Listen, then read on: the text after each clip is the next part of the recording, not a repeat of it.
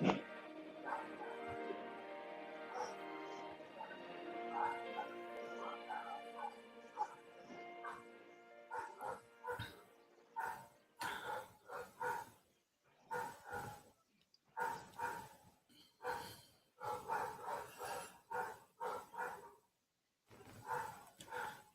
welcome everyone to another broadcast of WLJA Radio, Common Law Under God. It is Thursday night, June 12th, 9 p.m. Eastern, when we're starting. And the title of our episode is, Why Do We Let the Adversary, Rather Than God, Define Our Economy? And it's going to be a mix of talking about the problem, exposing the problem, which could take forever, and discussing how to use simplicity and God's law to find a solution that we can implement ourselves. It's going to mean some sacrifices, though. So before we go any further, I just wanted to have a brief prayer. Oh, Heavenly Father, you warned us against the evils that would come from the love of what is being called money. And of course, money substitutes today. If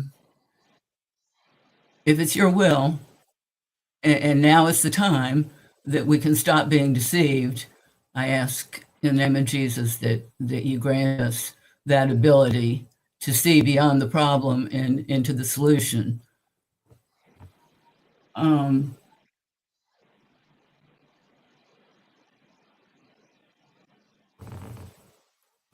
This is not an area that certainly the details of the scam I'm not real comfortable with. And I know that there's people out there listening to this who are going to want to know how to participate in Satan's various money schemes and come out the victor. That's not what this broadcast will be about, though.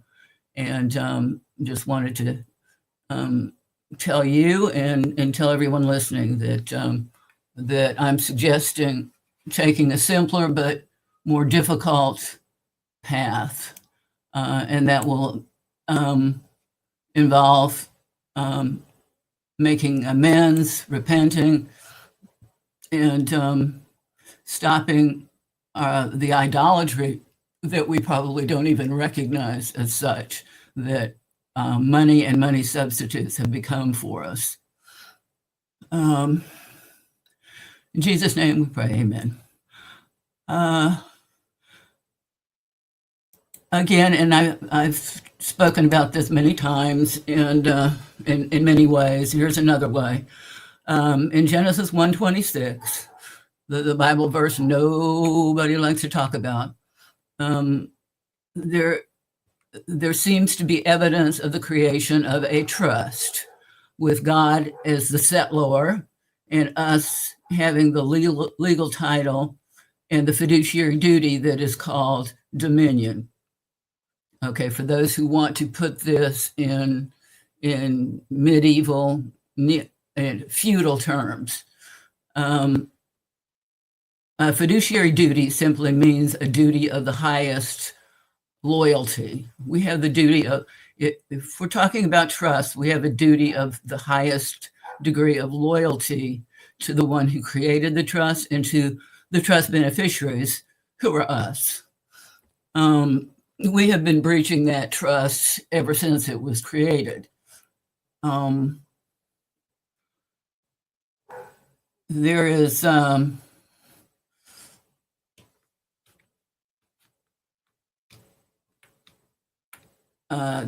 there's a gift that the gift is called dominion, but with that gift goes responsibilities, and that's the nature of a trust. All right, so I was going to talk about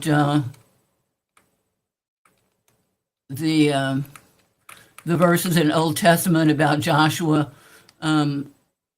appearing near Jericho and being told to take off his shoes because he was standing on holy ground, which kind of echoes a similar order to Moses when he was about to approach the burning bush in Exodus 3:5. So in both stories, there's a warning. The angel who confronts Joshua does so with a drawn sword. In Exodus, there's a burning bush, and Jehovah warns Moses, do not draw near this place. These warnings mean that Moses and Joshua have to grow beyond thinking of the divine from just a fleshly level. Instead, they need to start approaching the divine with their more interior minds through what they love and understand. And this kind of echoes the commandments which would follow, and that is to love the Lord God, your God, with all your heart and soul and mind. So there's nothing to prevent us from using our minds to get closer to God. We don't have to throw that out the window.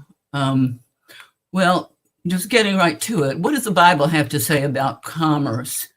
And what it says seems to mirror the common law, and certainly as to the basic elements of a contract and offer and acceptance. Remember, we don't have a contract with the Almighty. There's no consideration. He calls the shots, and so it's not up to us to question the fairness of it. Remember, his ways are not our ways, and his thoughts are not our thoughts. But when we deal with other people, given the freedom that he granted to us, we enter into contracts with them, there's a duty on both sides to fully disclose all material facts beforehand. If that doesn't happen, then there's what's called a breach. And we see that all the time, of course. And the remedies for breach are usually to restore the party who was damaged back to the position they should have been in had there been no breach.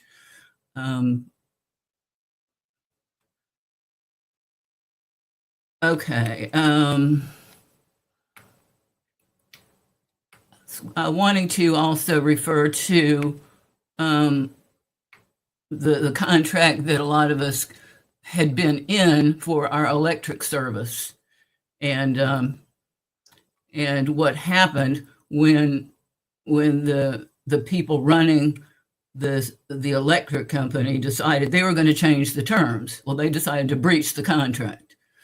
They used word art to call their breaching, to call it a modification. Well, you don't modify a contract unilaterally. That's called a breach. And that gets us into some of their other scams, including what the Bible prohibits, and that is using dishonest weights and measures. It's Deuteronomy 25:14-16 that provides, thou shalt not have in thine house different measures, a great and a small. We see this everywhere in commerce today, don't we? For all who do such things and all who do unrighteously are an abomination unto the Lord thy God. Leviticus 19:35-37. And the New Testament is in full agreement. Luke 6:38. With the same measure that ye measure, it shall be measured to you again.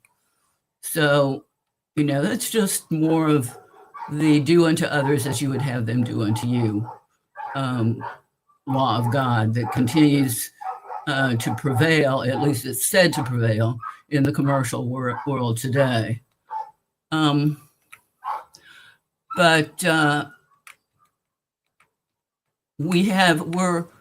we've made a lot of mistakes in starting from the beginning, but particularly after 1 Samuel 8, in which our ancestors decided that they wanted to have a king.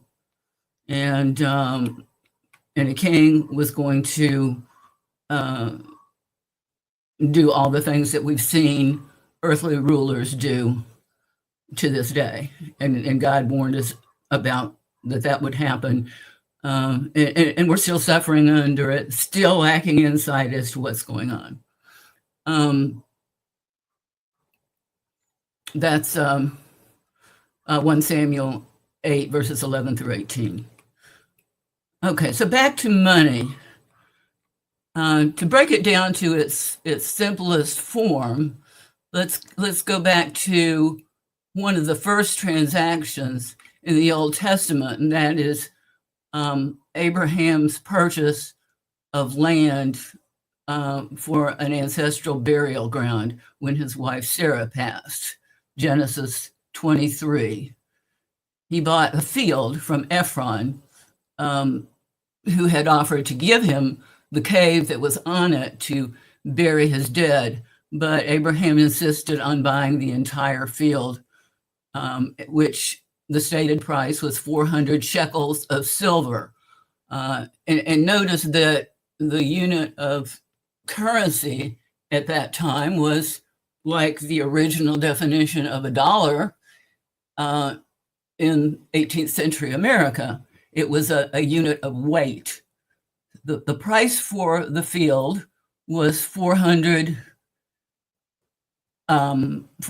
shekels of silver, and it was weighed out in the presence of the sons of Heth, that's Heth, 400 shekels of silver, current money with the merchant, and that was being used in the market that they were both participants in. The field and the cave that is in it and the borders were, according to the Bible, made sure unto Abraham for a possession of a burying place by the sons of Heth, Genesis 23, 16 through 20. And that's, I'm going into this to show what kinds of formalities did people go into when they purchased land back in the day, long ago. Well, they did the transaction in the presence of witnesses. And there was nothing said of reducing this purchase, the terms of the purchase, to parchment or engraved on a tablet and recorded anywhere else, like in some government office. Their only law was the law of Almighty God, which did not provide for tithes, taxes, or tribute to secular entities. And as we've seen, all of that began to change little by little by little.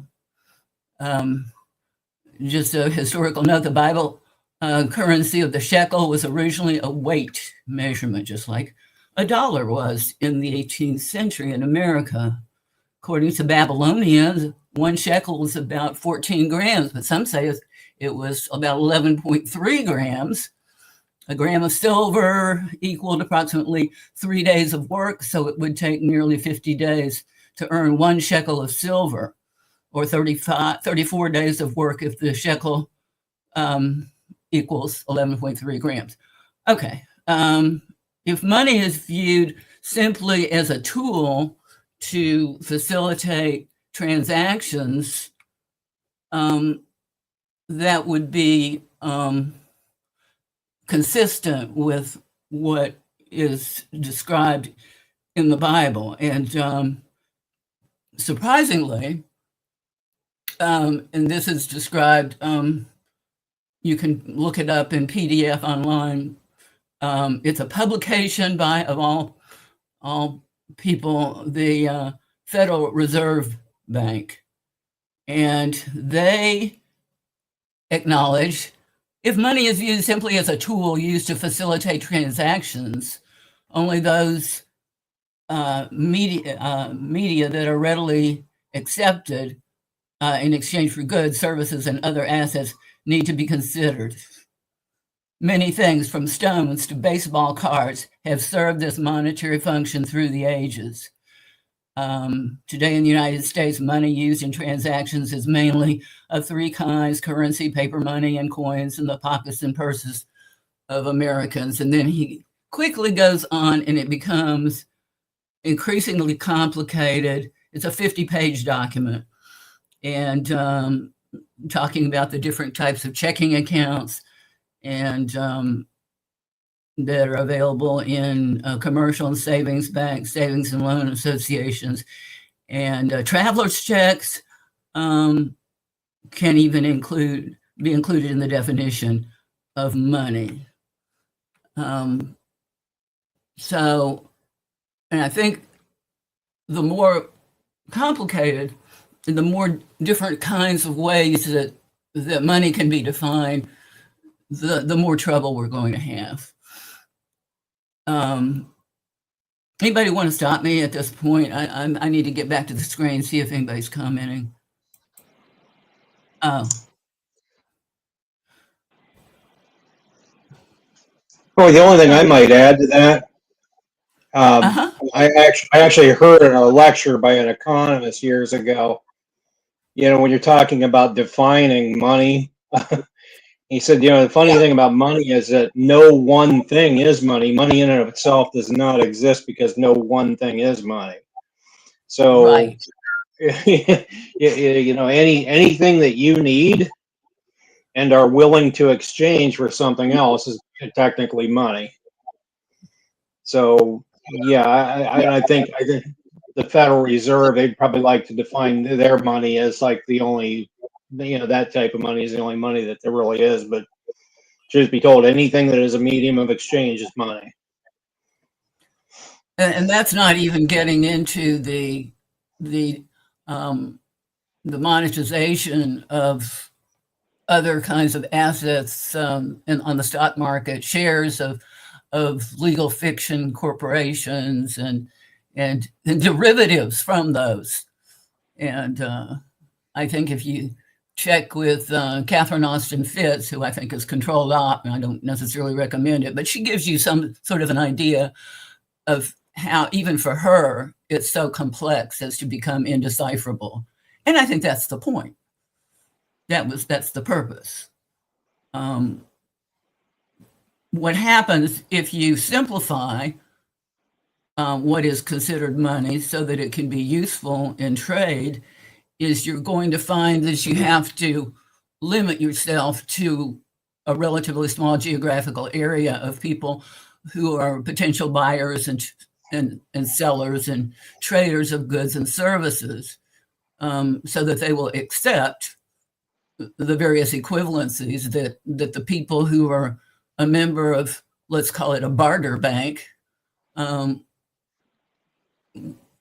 are willing to accept as fair value. And this isn't really pie in the sky. These are plans, barter banking, so to speak. I don't know that they call it that, has been used by people, especially who are facing political oppression. And one of the people that follow us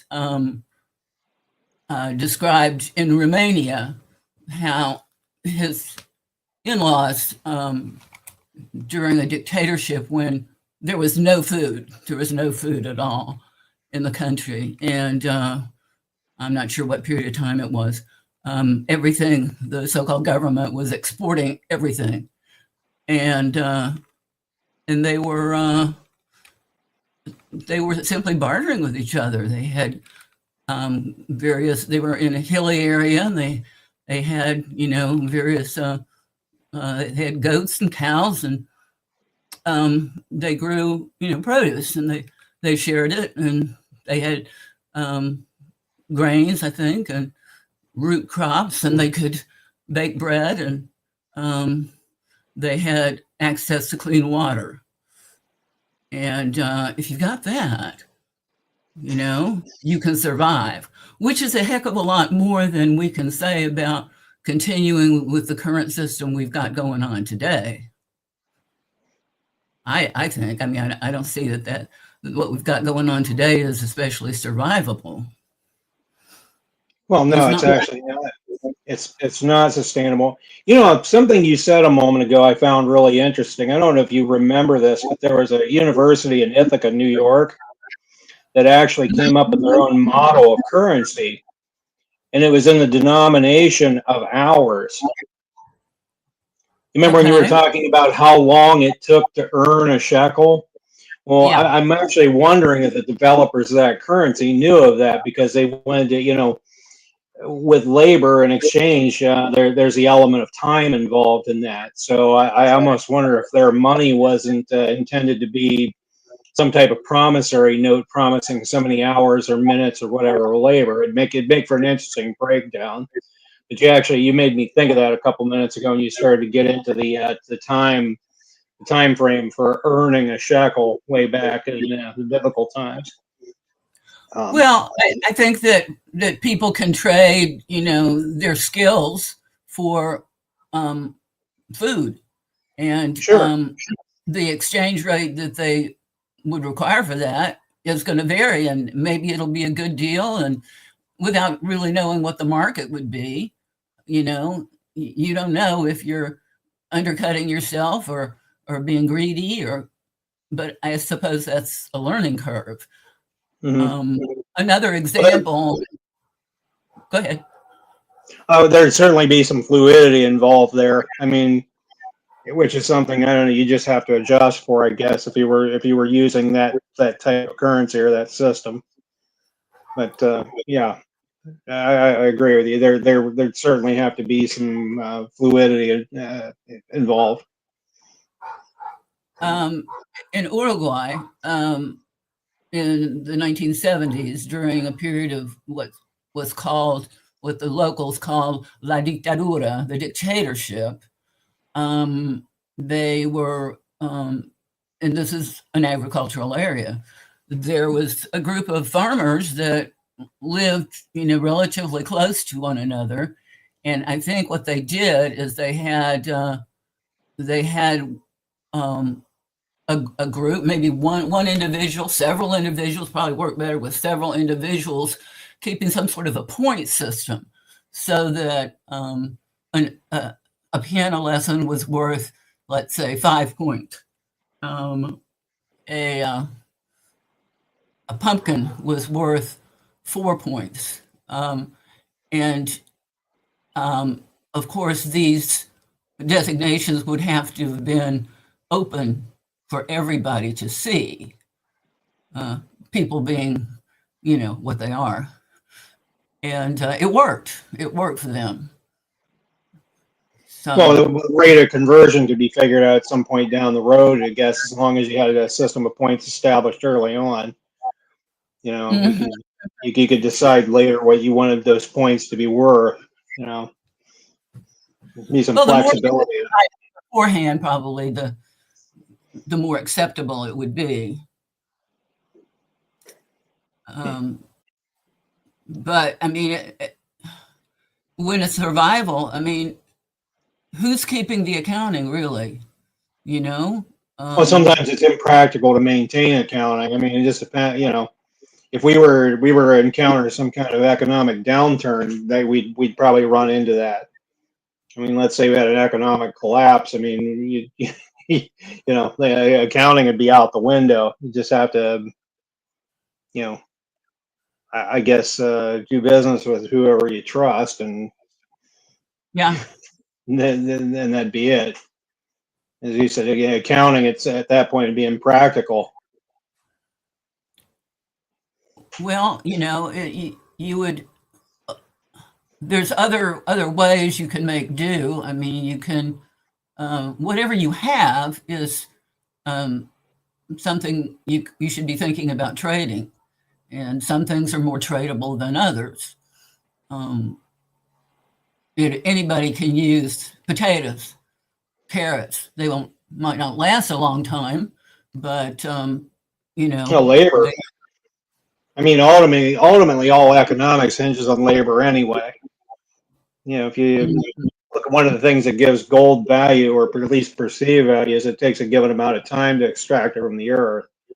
There's a given amount of labor involved. course, then there's the other aspects of gold, like what useful properties it has. But yeah, and then that comes in with, labor for caring for um, children and elderly Mhm. that get to be, as I'm sure Keith can attest to, a big drain on. Oh, I can attest to that. I've had a certain amount involved with caring for my father. When caring for an elderly parent is definitely labor intensive. I can tell you that firsthand. Yeah, yeah. Uh, and so it's sort of going to be up to us to decide, how to apply God's rule that a man is worthy of his hire. Um, so, um, and then there's some complicating all this, or leading us into these hard times, are the groups of gangsters who don't want to do any work, and they just want to prey on others. They're the parasites, and they. I don't know if I sent you this. There's a website called mercyseat.net, and it deals with it's by a Wisconsin minister about Bible and property tax. And, the whole time you're trying to survive, of course, the gangsters are trying to take your Yeah, trying to property get from. their pound of flesh. Yeah, yeah, that's Uh, basically it's plunder. yeah, yeah, That's what I would call it. I'd call it plunder, wealth with no effort, or the least amount of effort that can be applied. yeah, yeah.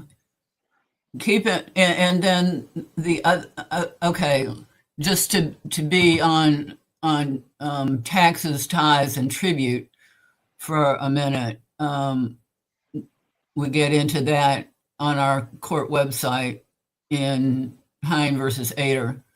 Um, and he talks about it too. Minister Pat Truwilliger, I think is his name, with this Mercy Seat Christian Church, Richfield, Wisconsin. Phone number 262-623-6091. He he's got some great points that he makes, and including Matthew 23:23. Woe to you, scribes and Pharisees, hypocrites, for you tithe mint and dill and cumin, and have neglected the weightier matters of the law, justice and mercy and faithfulness. These you ought to have done without neglecting the others. Uh,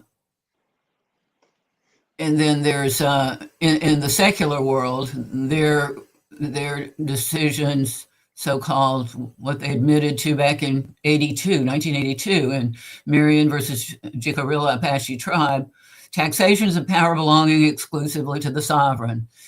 And in the U.S., the people are sovereign, and the gangsters have admitted that in their U.S. Supreme Court decision of Chisholm versus Georgia, 419 U.S. 2. This reflects God's original creation of people to be free, even to be free to make the wrong choices, even catastrophic ones. So, but I recommend that people go to that mercyseat.net 2015 website. There's some ignorant commenters on there, but he's really making it very clear that we have to stop fearing what man can do and start paying attention to God's law. Uh, wanted to mention too that we have this is not for sale, it's just to give way to any business that is willing to post that they support Ohio Circuit Court of Record and the law of God. We have those, and anybody who wants to provide us with an email, we will send you the form. And it's just a little one-page deal. It's got our court logo on it.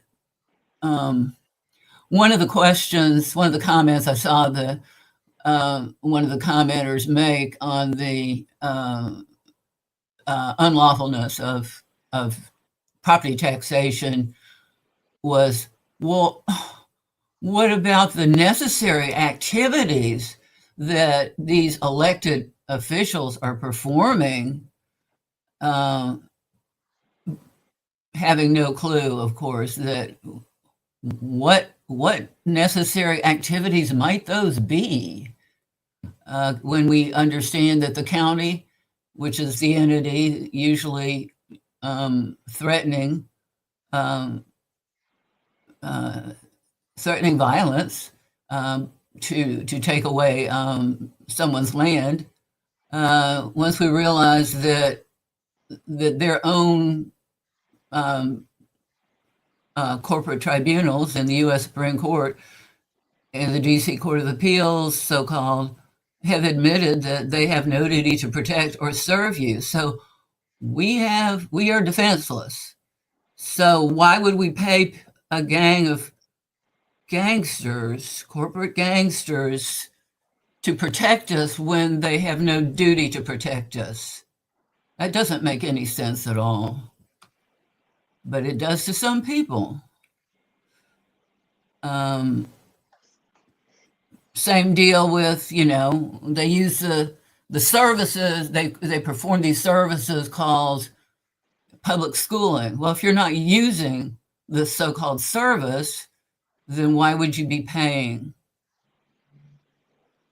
The other decision, DeShaney versus Winnebago County, 489 U.S. 189, a 1989 decision, also reiterated that the weaponized badge-carrying corporate agents only have the duty to generate corporate revenue, which they do at gunpoint against people that are still too gullible to think that they might not owe a duty to protect or serve.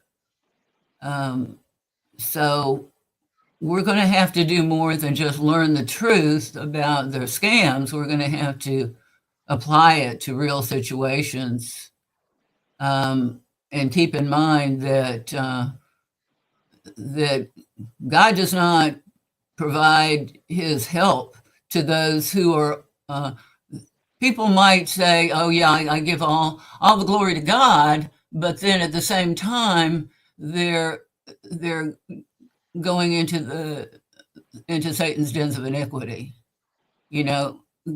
God can see through that, and God is not so gullible that he's going to share your worship with Satan's minions. That's not going to happen. And there's a lot of people who think it will. And anyway, it all depends on,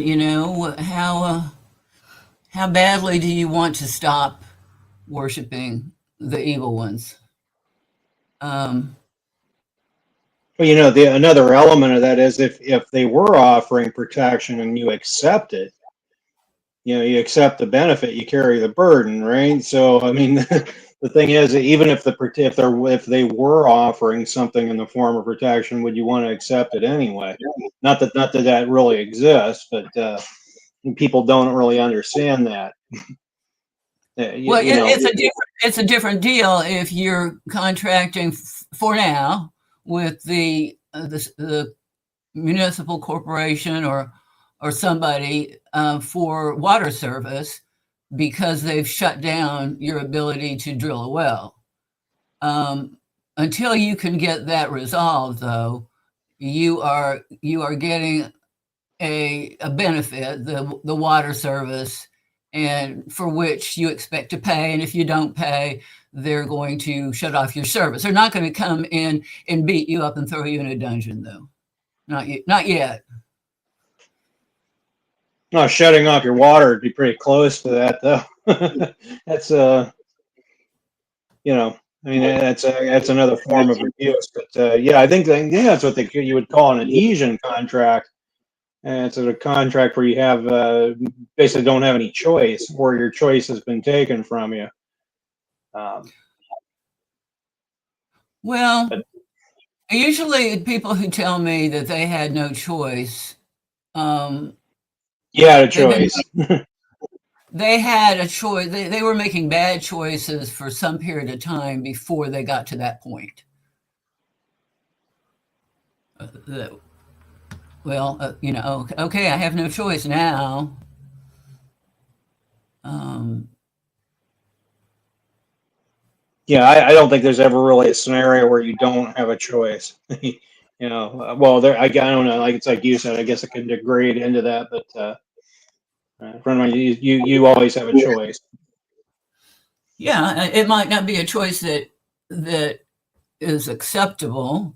Um, and I think what tends to happen is the longer people make the bad choices, the worse their good choices are. The fewer choices are available to them later.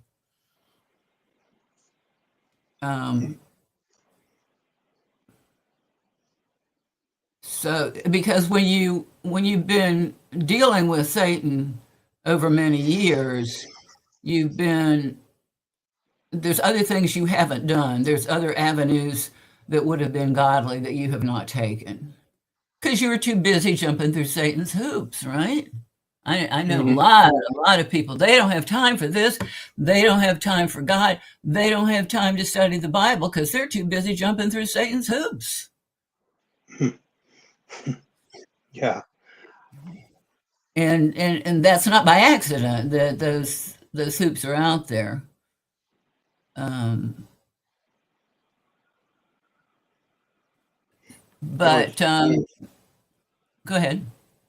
oh, you just reminded me of something earlier this week.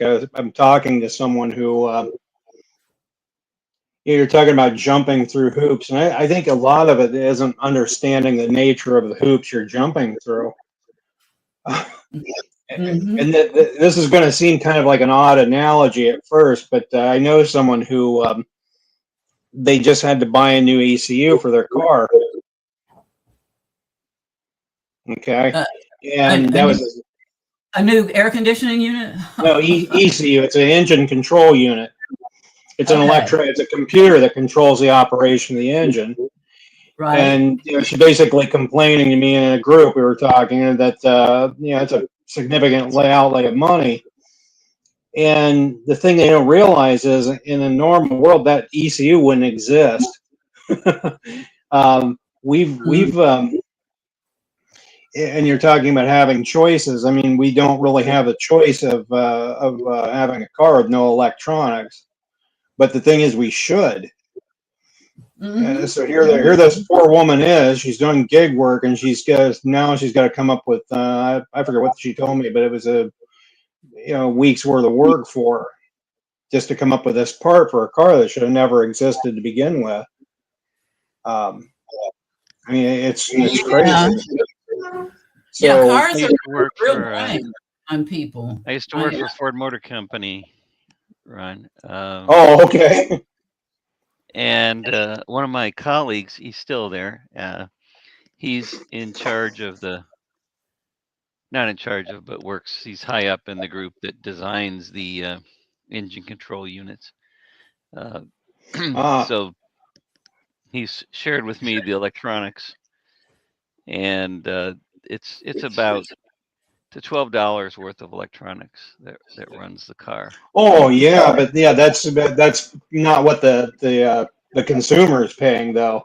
Yeah, but you're right about that. That it's probably very little on their end of it, but You know, and this is something that's crazy. I just learned this week, Frank, and I don't know. I'm sure if you're not aware of this, but as of 2021, the cost of a new car is 40% electronics.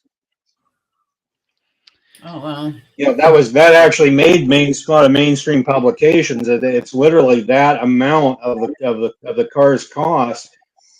And that's not that hard for me to believe, because I know not too long ago someone, you know, this was on YouTube. Someone had a tail light failure on a Ford truck that cost $6,000 because of the cascading failure of electronics that came with that water getting into the tail light of the truck. So, you know, when Catherine was talking about things being a little, you know, having to sacrifice something for something, you know, a benefit earlier in our conversation here, you know, I would gladly own a car that I had to pull the choke on to start it in the morning if it was 40-50% less expensive than it could be. You know, that'd be a minor inconvenience. You know, Yeah. Well, this was decades ago, but uh, a higher up manager at a big Ford division asked me a question when he plopped the radio down on my desk. It was an old car radio from the 60s, hmm a Delco radio, and he hmm said, now I was the reason I was there was to design car radios, and so he plopped this old radio on my desk and he said, Answer me a question. This is the division director, division hmm director at Ford, and he right. said, how come this old radio is 17 transistors and you want to design something with two microcontrollers and all these other integrated circuits and all this complex electronics, and tell me why that's necessary? And I fumbled with my words a little bit, but my answer to him was automatic seek and scan. Okay. What is Feature, you know, where you push the button and it finds the radio station for you and so on. Well, those it? things aren't all that expensive, really, but it does increase the complexity and all these little features. And I'm extrapolating because I'm only Mm, familiar with the radio. I'm not familiar with these other electronic systems. right, right. I'm But following I'm you. extrapolating from the radio that, you know, all these features, they start adding up, you know, the collision avoidance and everything else that goes into the cars, and they put layers on layers. This was decades ago too, by the way. Oh, So it's much worse now, Keith. Or Frank. One a member of my family owns a newer car, and they have the little lights in the rear view mirrors that go off when someone's passing you, Oh, and yeah, that system by itself is thousands of dollars if it malfunctions. And it's exactly what you're saying. It's layer, you know, it just keeps the layers and layers and layers keep adding up. And you know that particular system with the mirror back in the 80s, I remember this thing came out called a wink mirror. And it's a mirror. It replaces your rear view mirror. It allows you to see 360 degrees around the car by just bolting a different mirror up. You know, it's a $40 alternative to the system, the electronic system that costs thousands of dollars. So it's funny how. But the thing is, nobody. I imagine when someone's buying a new car, they probably don't even give that an ounce of thought. I mean, I probably wouldn't if I were in the market for a new car. But you know, if you do the math, if you have a $30,000 car and electronics are 40% of that, that means the core cost of the car is $18,000, and you're spending 12,000 for things that you could probably imagine if you looked at them, if you scrutinize them, you probably think you could do without them. You know, yeah, if we're I'm with you. A simplified form of transportation, I'd prefer that. you know I'd gladly pay half the price then for the car. right. Well, like I said, if I have to, if it's a cold morning and I got to pull a choke start an engine. That's not that big a deal. I've done it, you know. Um, I mean, and don't get me wrong, a lot of these things are nice, but you know, how nice are they when we consider the expense of them? Well, and aren't they rigged up? Aren't they rigged up so that if the frill goes south, that other things won't work? Well, yeah, there's cascading electronic failures. I'm sure Frank can probably tell you more about that than I can, but one system can affect the operation of another. Well, engineers are awarded for completing their tasks on a deadline. And that leads to, you know, in the big picture, that kind of leads to a lack of accountability.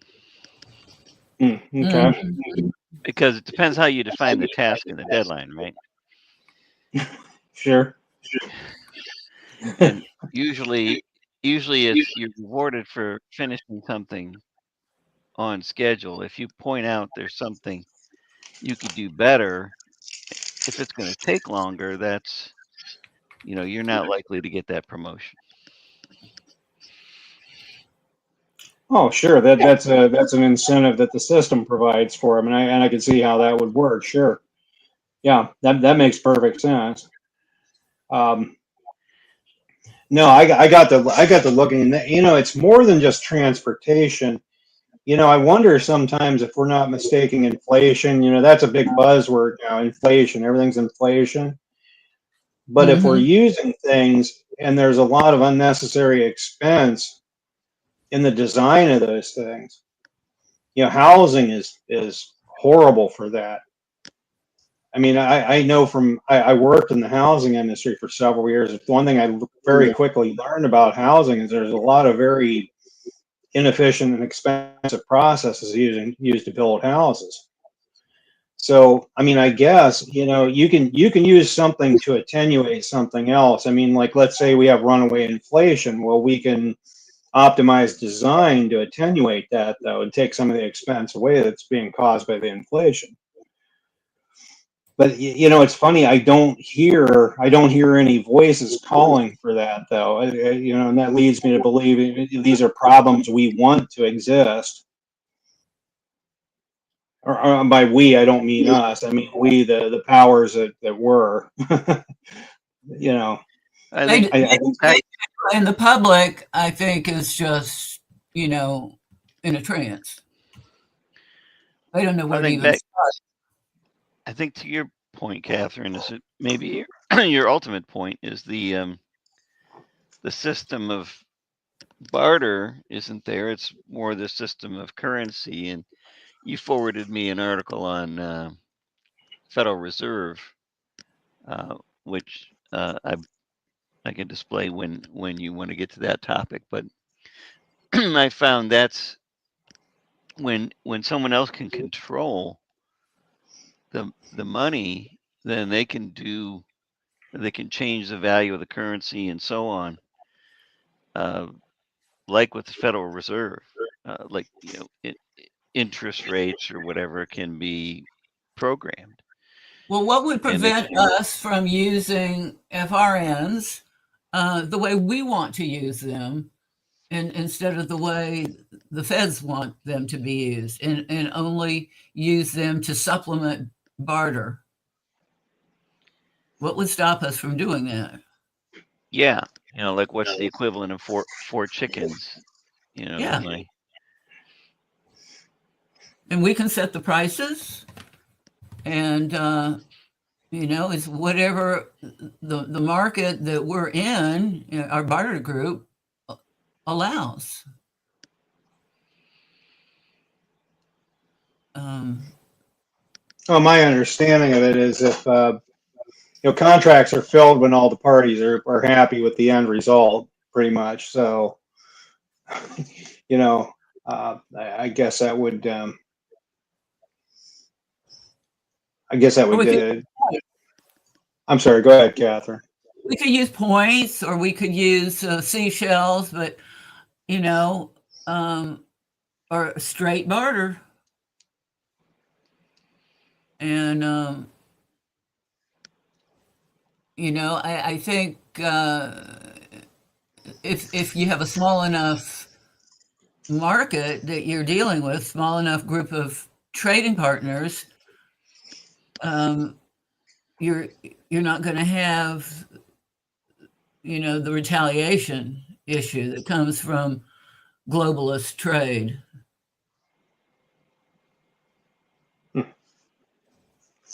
We don't have to, we don't have to participate in that if we're in an area where that's rural, where we can grow our own food. Well, yeah, you can have your own microeconomic model. I mean, you can have your own contained model that doesn't involve them. Sure. Yeah. I mean, that would be the simplest. I mean, that could a lot entail a lot of things. I mean, here a few years ago, there was it was actually kind of funny. There was an old Western mining town for sale. I forget what they were selling it for. It was something ridiculous, but they had some kind of mine there. Boy, what would keep somebody from buying that and initiating the mining operations and then trading whatever came out of that mine for whatever else you needed in people of the town?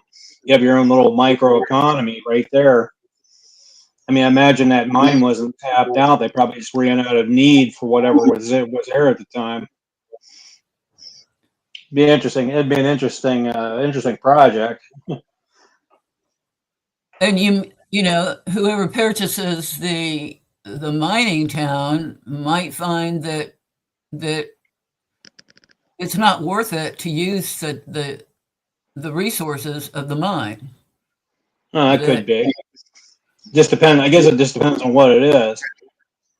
Mm-hmm.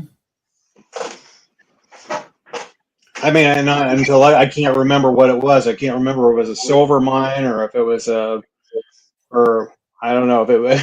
Here's the thing: if it was a lead mine, I don't think anybody would want to touch that anyway.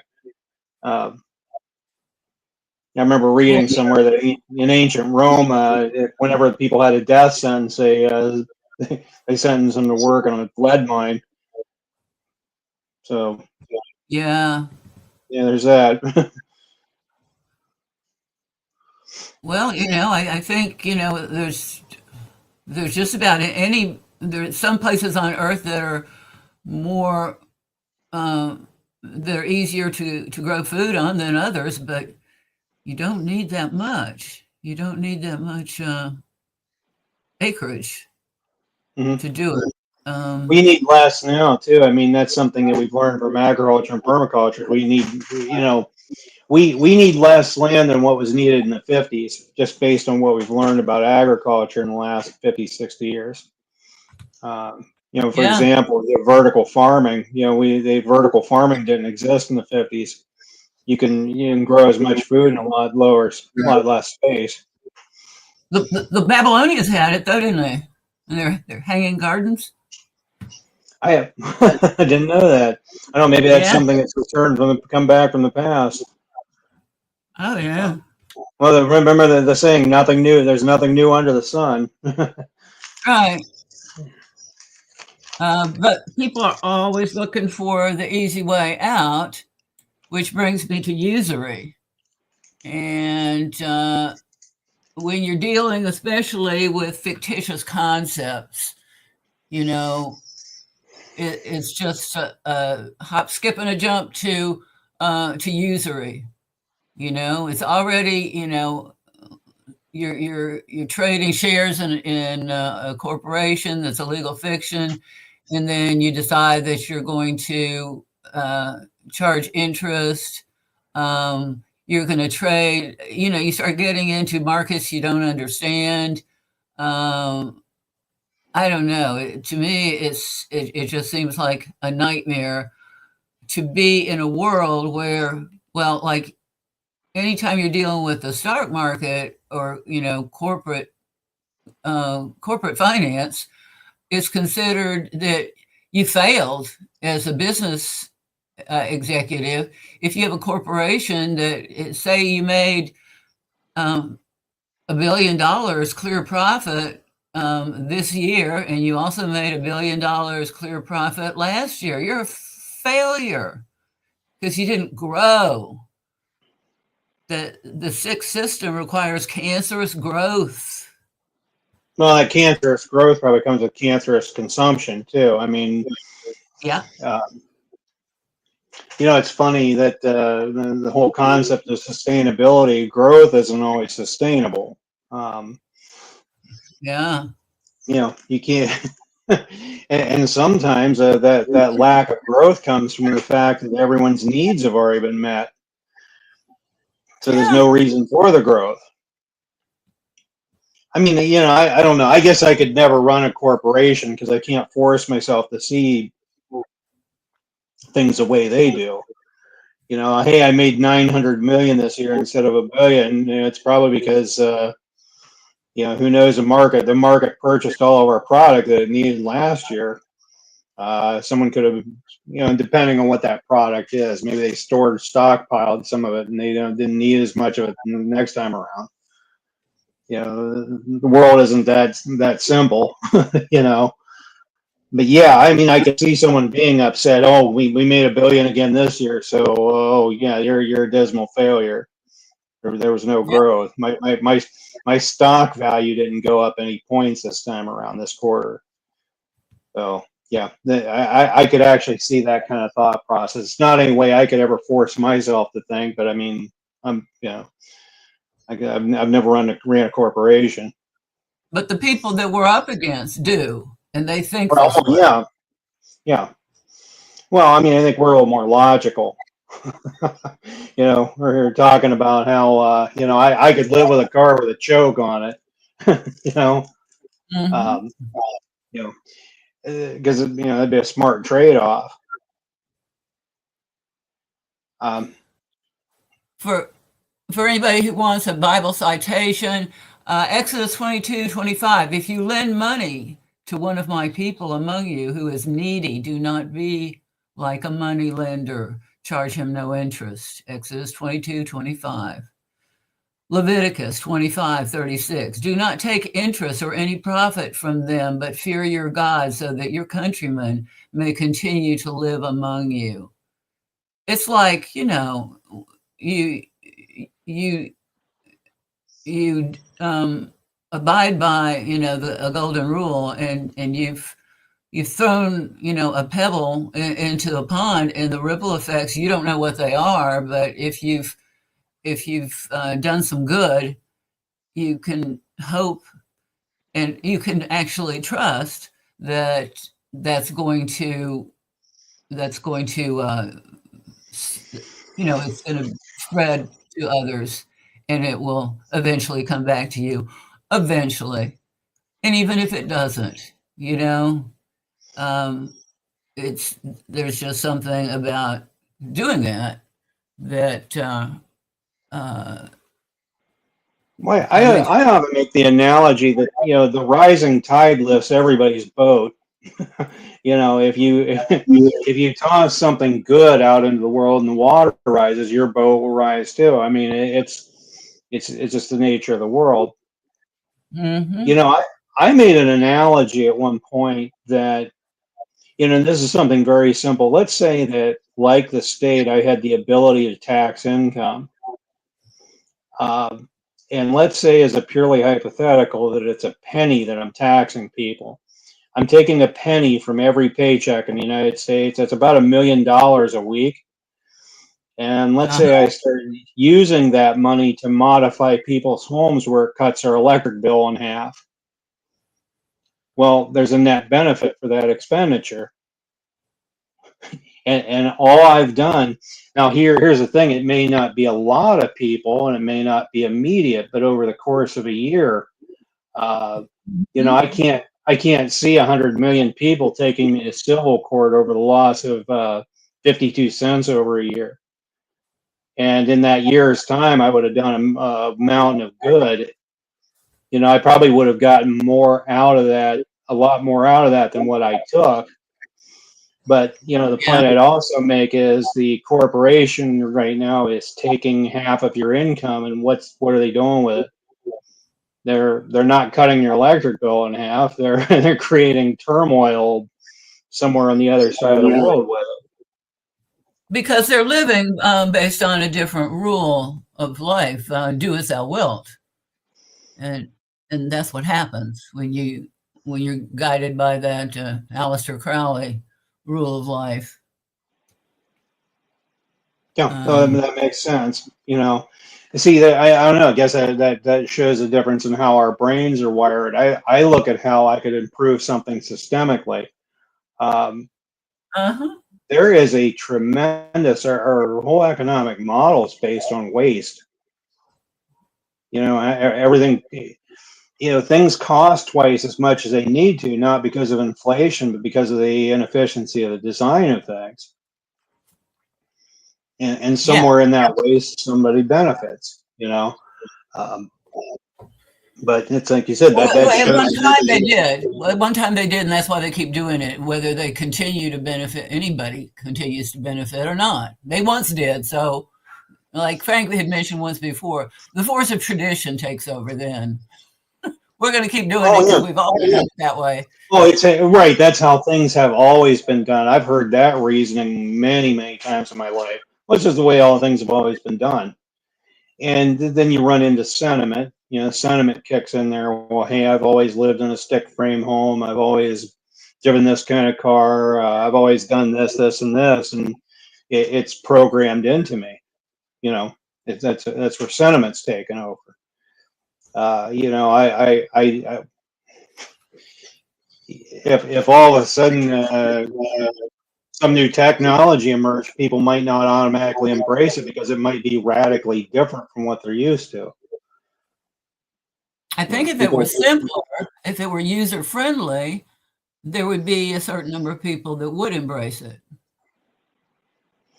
I don't know. It's hard to say.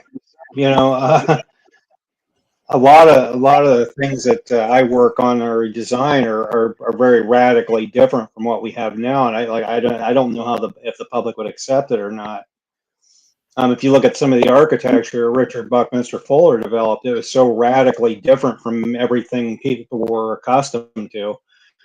Maybe that was a big part of the reason they didn't latch on to it.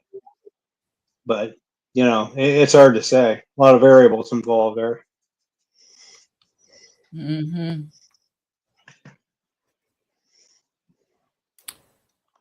Uh, Whoever increases wealth by taking interest or profit from the poor amasses it for another who will be kind to the poor. Hmm. All right. Maybe. I think I think that's just the way things work. You know, anything that you put out in the world that's harmful will eventually wash back up on your shore. And I've seen several examples of that in my life. The good that you put out will return to you. The bad that you put out will return to you. It's just like you Yeah. talk about ripples in the pond. You Uh-huh. chuck that rock and then you chuck that rock out in the pond. The ripples will eventually show up back at your feet. It's just Yeah. kind of the nature of the world.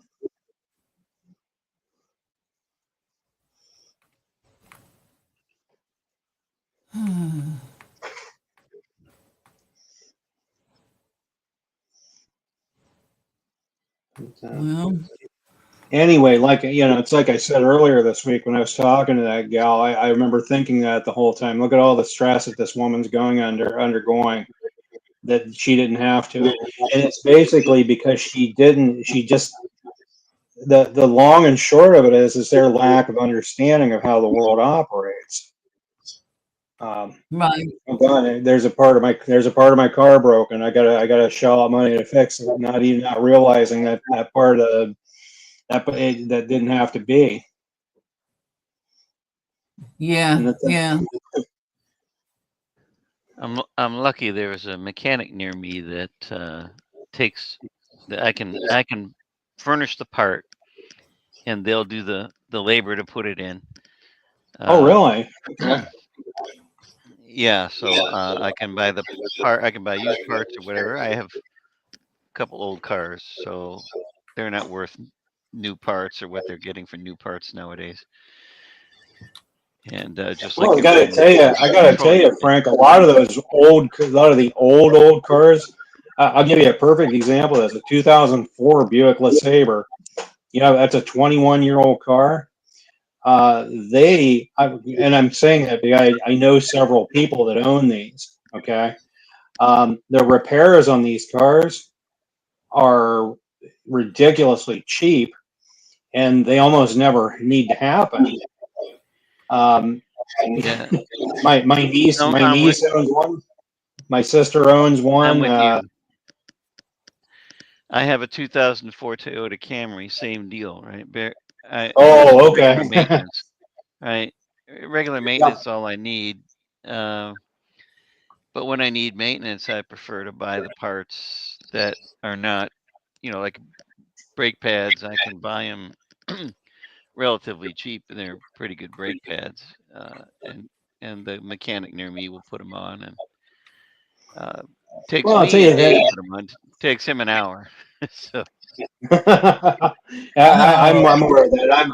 I'm one of the slow mechanics, Key or Frank. I can do it. It just takes me a lot longer than a professional mechanic. But the neat thing is that yeah, Toyota, its electronic systems are probably profoundly, less complex than something on, the 2025 equivalent. oh yeah, There, by far. I mean, here's an example. There's a YouTuber that I watch, and I never realized something like this existed. If you look on the steering column of the car he was driving, it had an electronic sensor on it, and that sensor was monitoring his eye movement. Now think about all the things that could spin off from that. One day he goes out to his mailbox and there's a letter from his insurance company. Hey, we're charging you another 50 or 20, 30, $40 a month because you're an inattentive driver because we were tracking your eye movement. And God only, and he's the one that pointed that out, by the way. And if you think about what did that system cost? So he's paying more money for something that's basically going to be weaponized against him. you know, Yeah. that's crazy. That's the Same things they're thing happened finding to in me. 2000. Oh, A did? gas company in Ohio decided to start charging me monthly $49, even though I'm only using $7 worth of gas.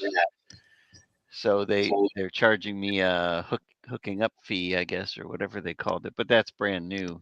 The electric company too, same deal. They breached the contract, like Catherine said. They just unilaterally changed the terms and decided that if I don't like it, well, I have a well, so I don't have to worry about the water part of it. But the electricity and gas are now they have minimum charges associated each month, and the Frank, I minimum don't know how charges much. are more electricity Oh, I'm than sorry. Go ahead. I'd ever use. It's like $40, $50. I don't use that much electricity in that place, and so Well, I'll tell you something crazy, Frank. And this is something I don't know how much free time you have. There's a guy you should look up. He's a really young guy. He's in his 30s.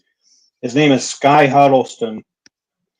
And I'll tell you what Sky's doing. He's trying to finish the development of an engine that was designed in the 40s called the Burke engine.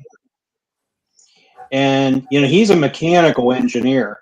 And he said, anybody wants to argue with me, I'll be happy to show them the numbers. But if let's say you had a gas well on your property, or you had just a natural gas line running to your house, he said it would make more sense to use one of these engines to generate your electricity and power your house off of your gas service, because you don't have the 40% transmission loss from the power station. So in a sense, if you look at what it would cost you to use the gas to power the engine, it's a lot less than the transmission losses from the power company. But I thought I thought of you when I was watching that video, because I thought this is something you'd probably think was interesting. that is interesting. And there's a fella here in Austin that has developed an engine by buying parts from Harbor Freight. he already built the prototype of a fossil fuel burning engine, so it burns gasoline or natural gas. Mm-hmm. It's more efficient than the traditional IC, which runs on an Otto cycle, Mm-hmm. OTTO, not AUTO. Well, I know the And engine. Yeah, I'm quite familiar with it. so his efficiency, according to the measurements, not according to what he hoped to do, but according to his measurements, he's getting 38% Oh, that's efficiency, good. which is quite high. And it's well suited for power plants like what you're talking about, burning the Mm-hmm. natural gas and converting to electricity. Um, and that's very interesting. There's his work mirrors the work of someone else I met in the 80s. His name was Joseph Scolzo in Australia. And it did a similar thing. He improved the efficiency of the internal combustion engine to run in a sweet spot. His application was for aircraft. Oh, okay. And he got, Sounds like Russell Burke. yeah, Here's so a he got here's a similar efficiency. here's a theory I have. I think that these ideas, a lot of them come from the same origin, and they're just transmitted to different people, and they end up as just a different expression of one. Because what you're describing sounds a lot like what Russell Burke was doing and what Sky Huddleston's trying to do now. There's a huge role that geometry plays in all of these things. But yeah, I mean, I'm just guessing that everybody's getting the same transmission, and they're just like little moderate differences in the expression of these things. So, um, like I said, what you're talking about just sounds a lot like what you're describing to me sounds a lot like what Sky Huddleston and some of these other people are working on. And honestly, I think we're going to see a time in the not too, but by necessity, a lot of this stuff emerges. Because the current system is, how do we put it, unsustainable. you know, Yeah. you can't sustain massive amounts of waste for long periods of time, and that waste has a way of not staying hidden. You can't sweep things under the rug forever, or the rug starts to get Yeah. higher. Well, even like what you're talking about, like with the boat, I like your analogy with the rising tide, but Sure. there's several folks. I can send you some links that make those engine control units or engine control module themselves. Having been former engineers at automobile companies or whatever, then they make the replacement modules and sell them online for they make some profits. It costs $12 for the electronics. They sell Oh it for like wow. 40 or $50, and which is still well below the market price of Oh they yeah. start around 225 or so, what I can understand. Right. Well, I'll tell you what that sounds like, Frank. It sounds like that's a good stopgap measure, until there's a transition to something better. Um, yeah, I imagine an engineer would know how to make those things at a lot great. And the thing is, the engineers would know how to make them last longer than what's available from the factory. Um, I mean, I'm sure you probably already know this, but an engineer can design something to wear out in a given amount of cycles. Well, it's often it's not intentional, designed to wear out. They're just told to use certain components. Sure. Yeah. Yeah. And so we had the expression for it as a nickel is $1,000,000, because the internal components, like you can imagine the capacitor that runs your AC unit doesn't cost $400, because that's what the guy charges when he comes out and replaces it. But I can buy that capacitor for $3 or $4. Mm-hmm. And it's the same part. It's just that when I get it off the back of the AC guy's truck, it's $400. Mm, yeah. and because it's Texas, and you can't be without your AC unit for very long. The same is true for the coolant and every other, all the other components that go with it. So everybody has got, like the money changers that Catherine was talking about. Everybody's charging a little too much interest. So if we, or like we've talked about before with the patents that are not supposed to be used. There will be somebody coming in from the powers that shouldn't be to shut your operation down and punish you by means of violence. So, I don't know. Of course, I don't have a realistic handle on just how well endowed they are with the ability to inflict multiple aggressions against multiple groups of people with innovative ideas to shut them down so that they can impose their thievery. And I do think I think it's intentional. Planned obsolescence. I think has always been intentional. Maybe some of the people involved in implementing it don't think it is, but the designers of it surely are. I got to tell you, I think here's a theory I have, and it's okay if people disagree with me with this. I have a feeling that if I were sitting in a room talking with a mechanical engineer, and I said, I'd like you to design an engine that would never wear out, Mm-hmm. I think they'd know how to do it. I'm pretty sure a mechanical engineer would know how to do that. Because we have bearings that last 1,300 years, Kingsbury thrust bearings. They were literally, the guy designed that for the power company so that they wouldn't have to change the bearings out so often. But I think the average mechanical engineer knows enough about materials, enough about lubrication, and how bearings work that they literally, but I know they wouldn't be able to do that if they went to their bosses and said, "Hey, I got this idea for an engine. It never wears out." Well, they're going to end up getting fired if they would persist in that, because our system depends on consumption. I mean, if you're not buying a new car every 5-10 years, the banks have no ability to loan money. Mm-hmm. Mm-hmm. I'm absolutely, like I said, I'm absolutely confident of that. I don't know. I may be wrong. And maybe it wouldn't necessarily be practical to do that because, naturally, design improves over time too. So maybe you wouldn't want that thing to last forever necessarily.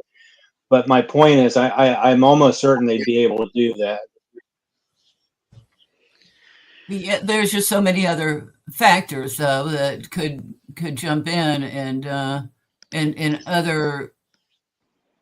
other needs that are more survival oriented. Like, I mean, I'd like to see people get away from paying the municipality for water service when they could be drinking their own safe well water. Oh, sure. Or extracting it from the environment. well, they Yes. invented a new one in my neighborhood in Ohio, where I have a well, Oh yeah. and they have a nice well. It's 160 feet deep. It's never run dry. The water's clean, Oh wow. and it costs me the cost of the electricity to pump it out of the ground is what it costs for the water, and that's not too much. And my neighbor, his water supply, his well went away because there was some construction nearby, and his well went dry, and I just connected a hose from my house to his house, and he was using my water for a year, and together between us, we never ran the well dry. But the issue now is the city has come along and said, well, we can no longer connect to the sewer without connecting to this municipal water supply. And we can't connect to the municipal water supply when we have a well. We have to choose the municipal water or the well. And I was reading the fine print in their own statutes, and I found out that I could, if I had a regulator in there that prevented the backflow from my well into their supply or vice versa, then they would have to allow it. And so I connected that regulator, and that connection is there, but I haven't made it yet to the municipal supply because my well is perfectly fine. Well, as far as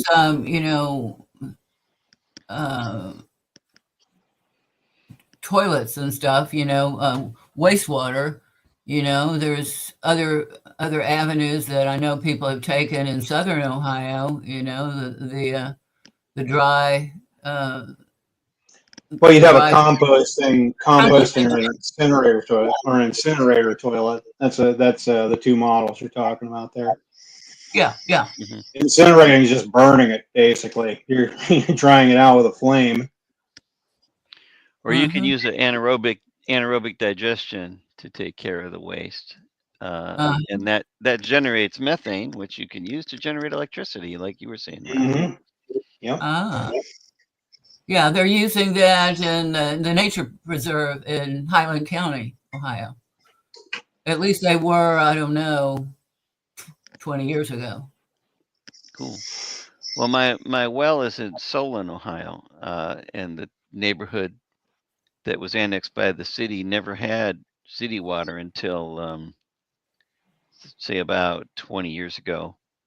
But the houses there were built in the 40s, so they all had wells. And I was lucky enough that the folks that drilled my well decided to put it down 160 feet. Oh, wow. There's only a couple of impurities in there. There's some metals, vanadium, which isn't present in enough quantity to worry about, and gold, which is coming from an underground stream. It's in such small amounts, it's not worth harvesting. But I was surprised to learn that there can be, some of those interesting metals in your water too, not just the bad ones. That sounds like colloidal gold. Those can be Yeah. toxic to the body, though. I think Dr. Clark talks about vanadium and gold in the water. I have a lead filter, which not lead. I'm sorry, an iron filter, which also removes the vanadium. I imagine if it's ferromagnetic, that probably would make it easier to remove. If I don't know that much about vanadium, but if the vanadium, if it were a ferromagnetic metal, it'd probably be easy to filter it out that way with some type of magnetic mechanism, something that would use magnetism to pull it out. That's I haven't gone that far. I'm using the traditional. Is it the element filter? Okay. The resin, the resin element filter, yeah. Okay. You backwash that one with potassium permanganate, the metal filter.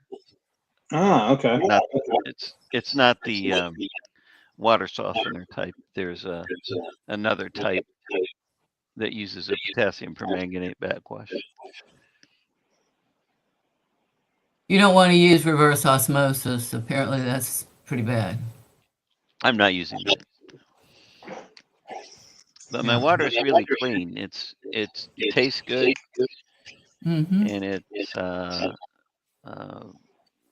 washes things well. Yeah. Well, I tell you what, my sister, when she lived up north, had an 800-foot well. Her well went down 800 feet, and that water was pretty good water. I guess the deeper you go, the better the water is. Yep. Well, all that earth filters it.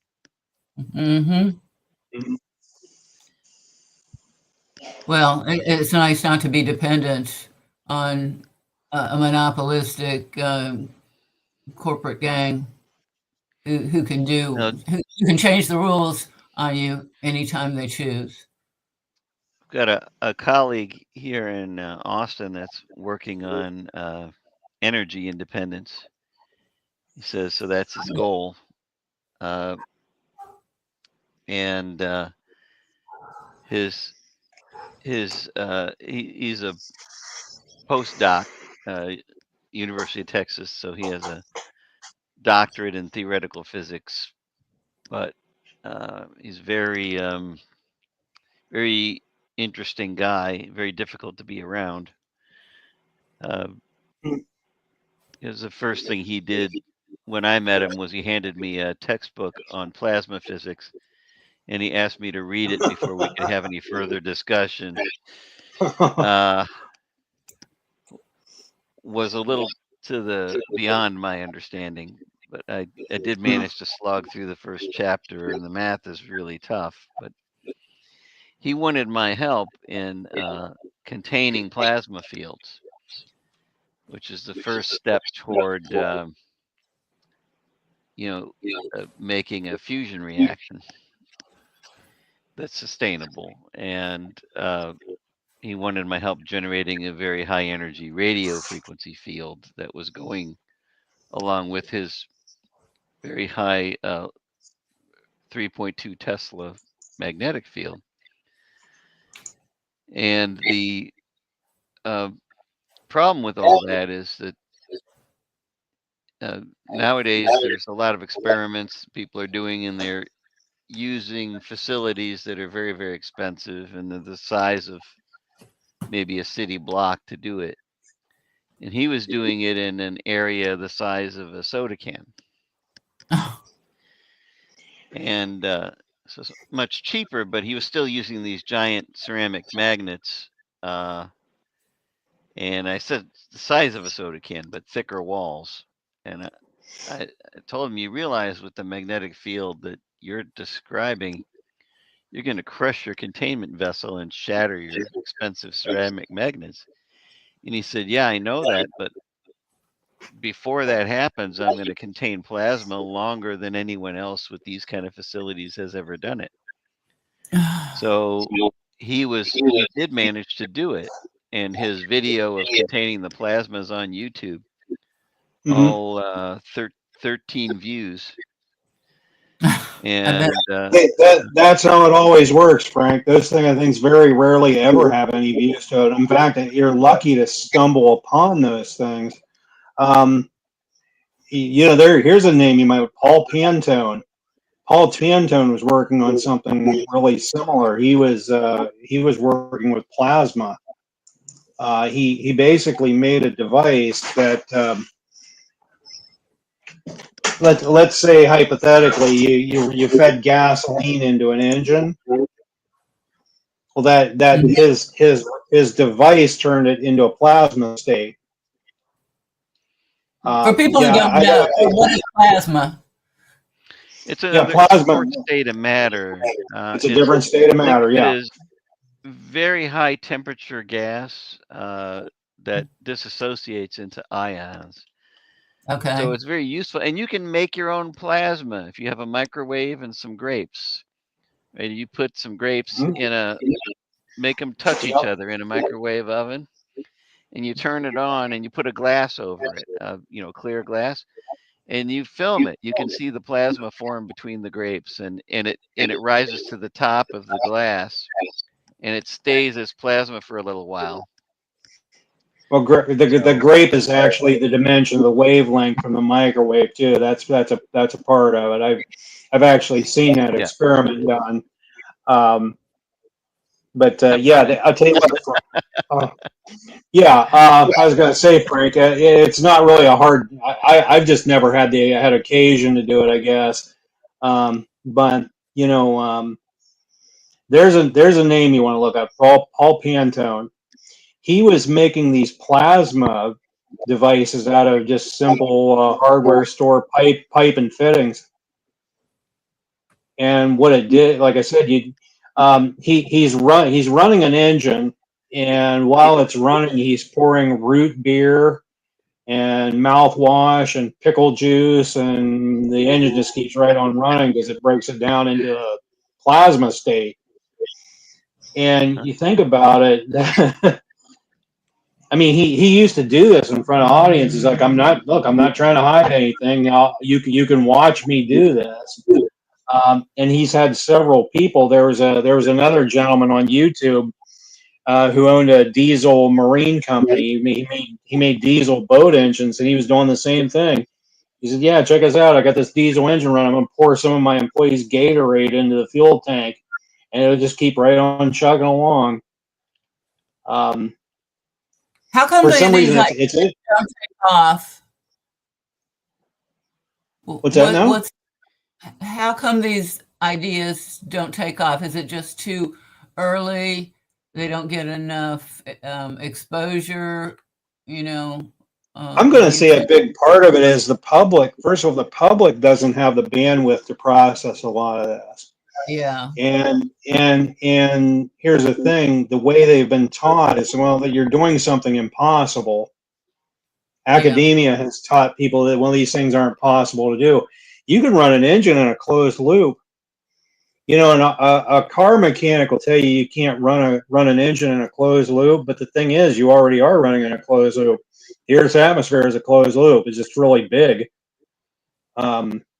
But Paul Pantone was doing that. He was running an engine in closed loop, and when you run a closed loop in an engine, it forms a vacuum, and all the sound goes away. Now that engine is so quiet, you can hear the valves touching each other and the slapping the pistons and whatnot, because the sound can't move through a vacuum.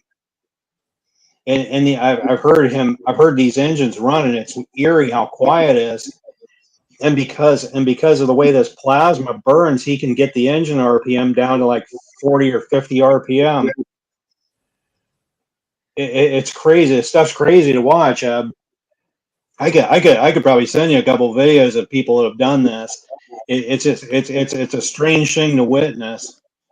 and what happens to these folks when they discover this? What do they do with their ideas? Move on to the next idea and just discard the one Uh, that they put into to in my motion experience, a lot of them just seem to disappear off the radar.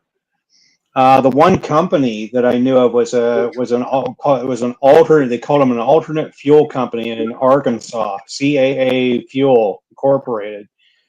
And the last video that I found of theirs was 15 years old. Like, 14 years ago, they just disappeared off the radar. And well, if they work for a I, corporation, I can understand why. or maybe a corporation paid them to bury it, or they were persuaded to lose interest in it. I don't know. But these Somehow videos, it's funny that, they got themselves hooked into some aspect of the corporate scam, I'm suspecting. oh, sure. Okay, now here's something. Frank might be familiar with this. There was a gentleman in Akron that came up with some kind of method of using galvanic coupling to break down water into oxyhydrogen. In other words, he instead of using metal plates to do it, it was done by some kind of radio frequency. So what you have, the normal problem you run into with electrolysis is the corrosion of the plates. Well, he found a way to circumvent that. There are no plates making contact with the water. It's like the water is being put in some kind of microwave and broken down that way. And he was basically burning water out of a torch head, just like it was oxygen and acetylene. I've got that video archive somewhere. If I find it, maybe I'll send it to you. But it's water. I mean, here he found a way to use water just like it was gasoline. Mm-hmm. Now, And this is in not my opinion, a in roundabout my, way of in my using hydrogen as a fuel, is it? From the yeah, hydrogen. it's oxyhydrogen. It's basically what happens when you break water down. They also call it HHO, Yeah. but that would actually, I think the way that'd be useful. If you think we have so many normal internal combustion engines, that Uh-huh. that would give us the latitude to develop other things to use that technology while we were doing that. Because Yeah. it's just that there's already so much of it out there. I mean, I don't necessarily like the auto cycle engine, but we could use it until we move on to something else.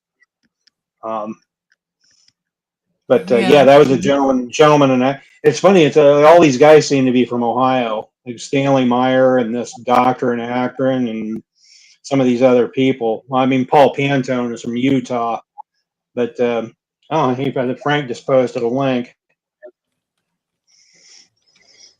Let me check that out. Okay. But yeah, it's funny. There's a lot of this out there too, and you know, it's kind of like Frank was talking about earlier. A lot of it, you know, people, like I said, the average person doesn't have the bandwidth to process it. Well, but do they have the bandwidth to understand how it could work, even though they Oh don't yeah, solve every nook and Well, cranny? often there's an my element of incompletion, right? Oh, sorry, Ryan, go ahead. oh no, actually, Frank, I was done. Go ahead. So I think it's probably a different reason. And you asked a question a while back, Catherine. Why does many of these things don't see the light of day? Well, they kind of do, but there's not enough marketing, or there's an incomplete. In the case with this plasma field, so what I can contain plasma. What people really Mhm. want to do, and you can see some really bright sparks in this video, and you want to.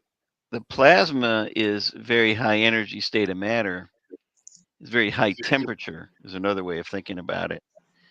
And very high temperature, atoms are moving quickly. And if you get enough atoms moving quickly toward one another, you might get a collision.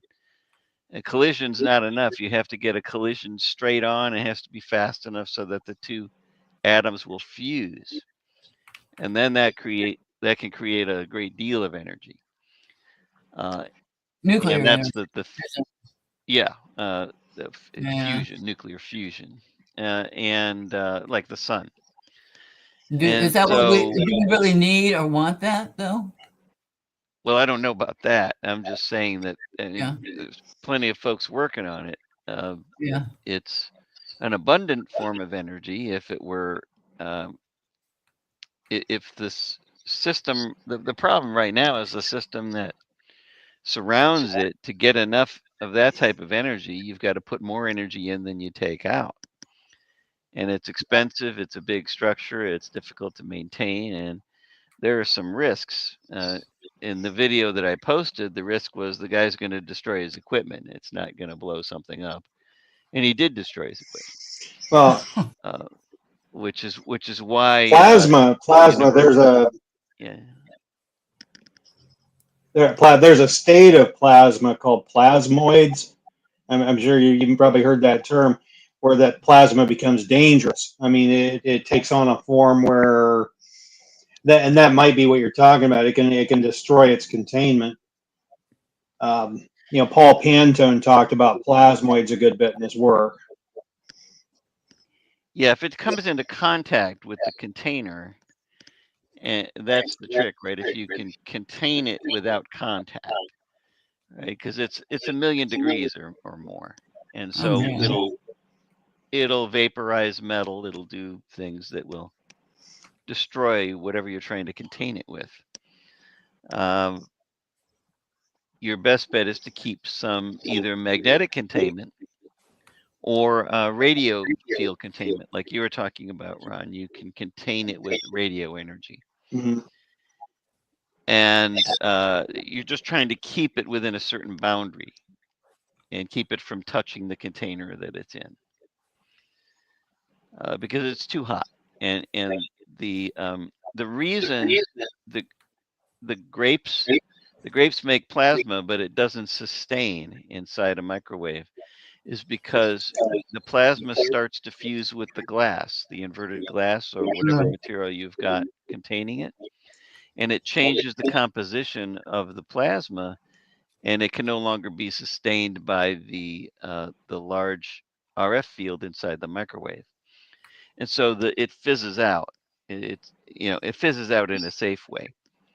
But I think what you're talking about, Ron, is where it doesn't fizz out in a safe way, uh, and it burns through the container you're trying to hold it in. Well, it sounds like, you could, the more dramatic, an energy production system you can create, the more of a risk there is of danger. Oh yeah, sure. And Well, in the generally, words of Bill Line, for what you're ordinary people. actually what you're dealing with. You're dealing with something ordinary people aren't going to be able to utilize just because it's too much. And it's funny about this. We talk about something like hydrogen. Hydrogen has a lot of energy, but helium has a lot more. I was actually surprised. I've learned that many years ago. You had people experimenting with hydrogen dissociation, but helium, I guess helium makes hydrogen look like a candle. Uh, but again, that's something where the little guy isn't going to be able to use that. They're not going to be able. They wouldn't be able to contain it. But a lot more potential energy in helium than hydrogen.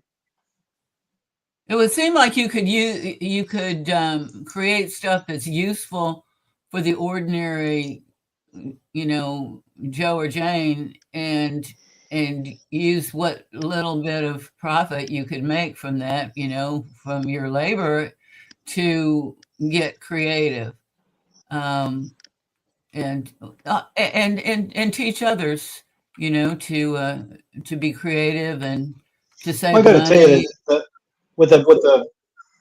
with the matter of financing these things, here's something I know that Tesla did. Tesla would develop a technology that could be used in a way different than what he wanted to use it. Without going into too much detail, his high frequency alternator. He wanted to develop that for his own specific experiments, but he sold a city on the idea of paying for the development of it for him because cities just have these arc lights that have this annoying buzz. So he sold that high frequency alternator as a way to get rid of that the annoying sound because the frequency was so high. The sound would eventually cancel out. But he had his own motives for a different use for that alternator. Um, Hmm. that's a way if you were looking for a way to finance it, then find another need for it. The same story with the ignition coil. He developed an ignition coil for the Model T, but he had other plans for that too. Um, I was going to say if you were looking for some way to finance the creation of these things, just find an alternate use for it. Hmm. Yeah. Yeah, there's various reasons, I guess, as it comes down to is it might not be complete is one of the reasons. It's, Mm-hmm. like for example, it may be containing plasma, but it's not generating any substantial energy. So it's not complete. It's stage 1 and instead of stage 4. So it's not ready to market as a tool that's useful yet, but it's a stepping stone that can get you there. Or it could be not sustainable for some other reason. Like if it's a plasma engine, it may work for a while, but maybe the plasma starts interacting with the containment and it breaks down. So there can be a lot of reasons, but the the R&D dollars usually aren't there usually aren't a lot of people that are willing to hand out money because of the perceived risk. Hmm. And they'll say, well, it's too risky is one of the reasons. Another reason is, well, they might be, uh, under some kind of contract and somebody else is making too much money another way. And,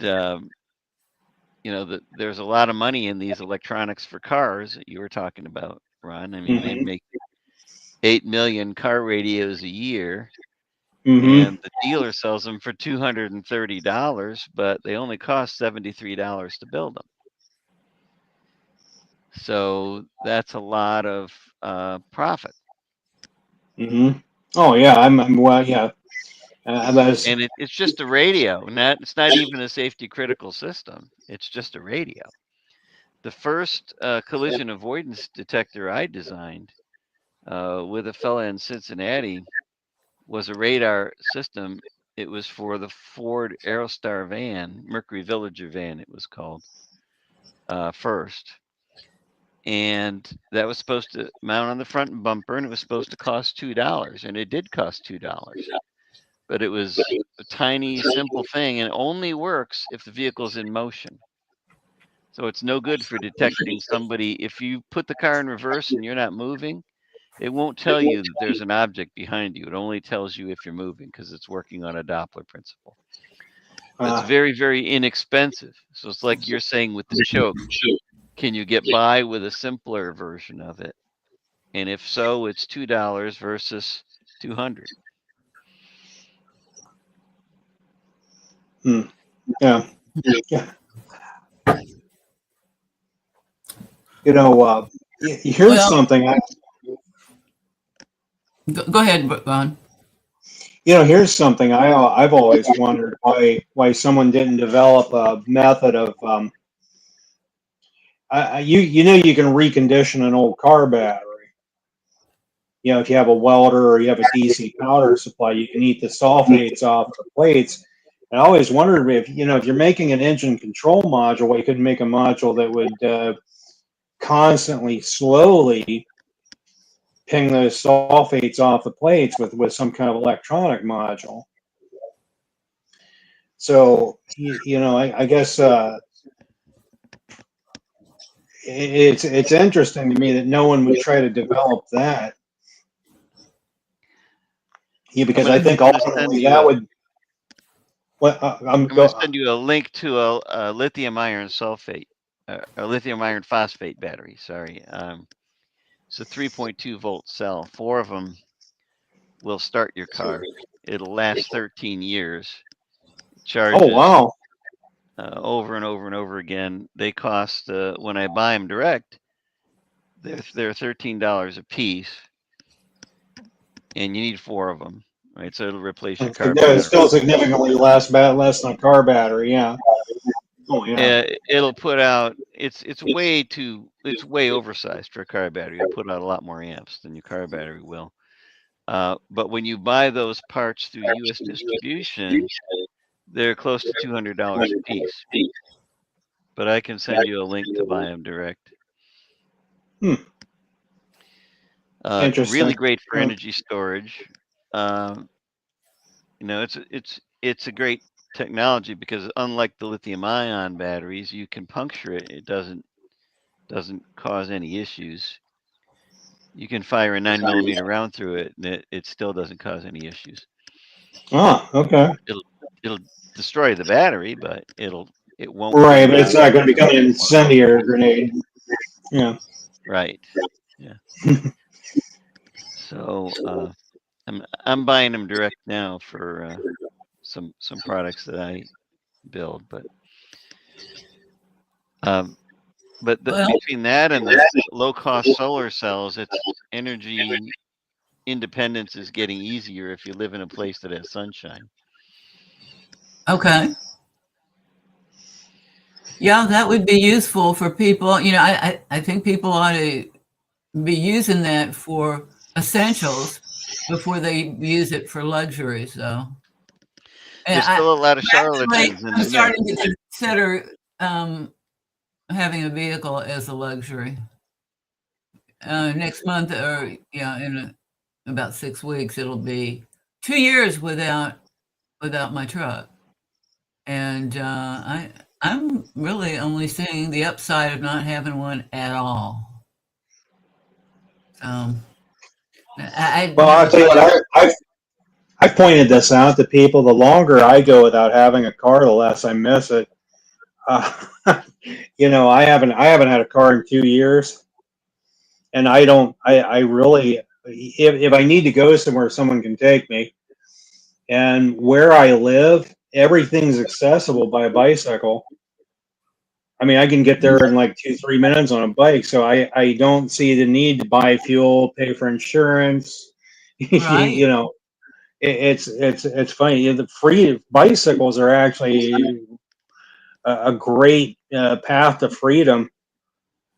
I mean, you know, they're not as convenient necessarily on a car, but as a car, really convenient all the time.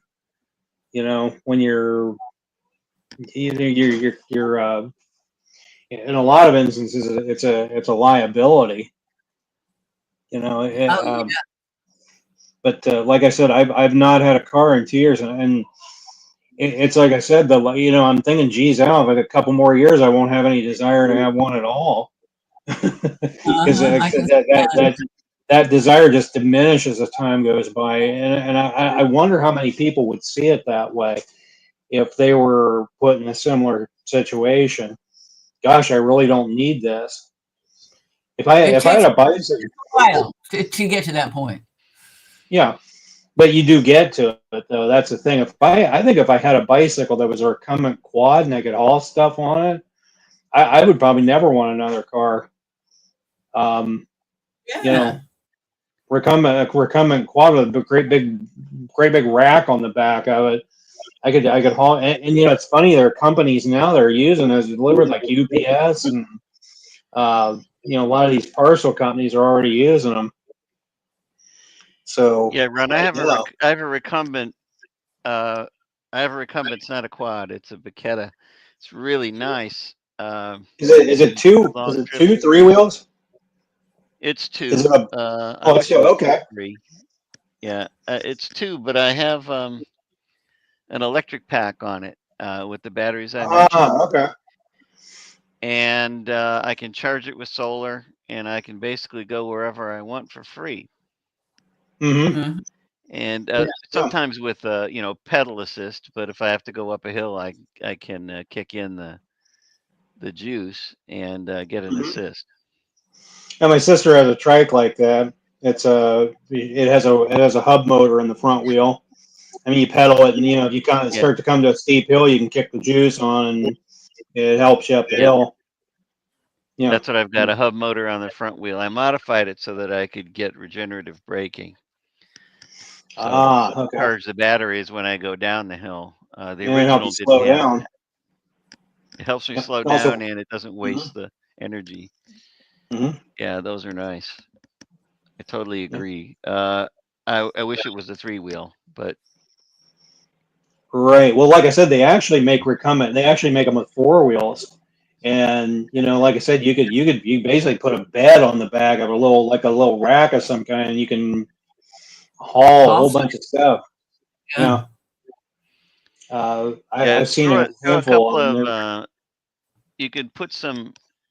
They fit. They're relatively small now. The 100-watt solar panels, and you can carry that as part of your as part of your pack. And when you stop, you can set up two of those if you're in an area that has Mhm. sunlight, and you could charge Mhm. the battery while you're hanging Doing out and whatever. getting Yeah. yeah. So yeah, it's really low cost transportation. Right. Well, Right. there's one guy on YouTube that did that not too long ago. He has a bicycle that. Now here's the thing: he pulls a trailer behind the bicycle, and the trailer is just one big solar array. And he was actually what he was shooting for was, I want a zero consumption electric car. In other words, I just want to. I guess he was trying to do what the solar racers were doing, a while back, but he never quite got it to that. But I mean, he got to where he could jump on that and ride it like 150 miles with powered by the sun. Yeah, I catch those videos every now and then on YouTube. You guys are, fabricators playing with solar panels. Kind of a neat bike in the way he had it set up. I was looking at. I was in Amish country in Ohio recently, and Mhm. Is I was Sugar looking at Creek? some of the things. I was near Sugar Creek. I was near Berlin, Okay. and I used to work in Berlin. oh, cool. Okay, and so you Yeah. know Walnut Creek and all those areas too. Yeah, I'm very And familiar then with the whole area.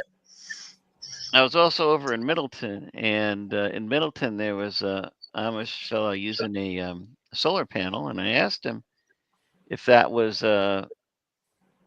considered moving a little to the side of his religion, but his son had a whole bunch of car batteries in his buggy, Oh. So I asked about that too. Well, the batteries were for initially they were for lighting up the tail lights on the buggy, and because they want to ride at night.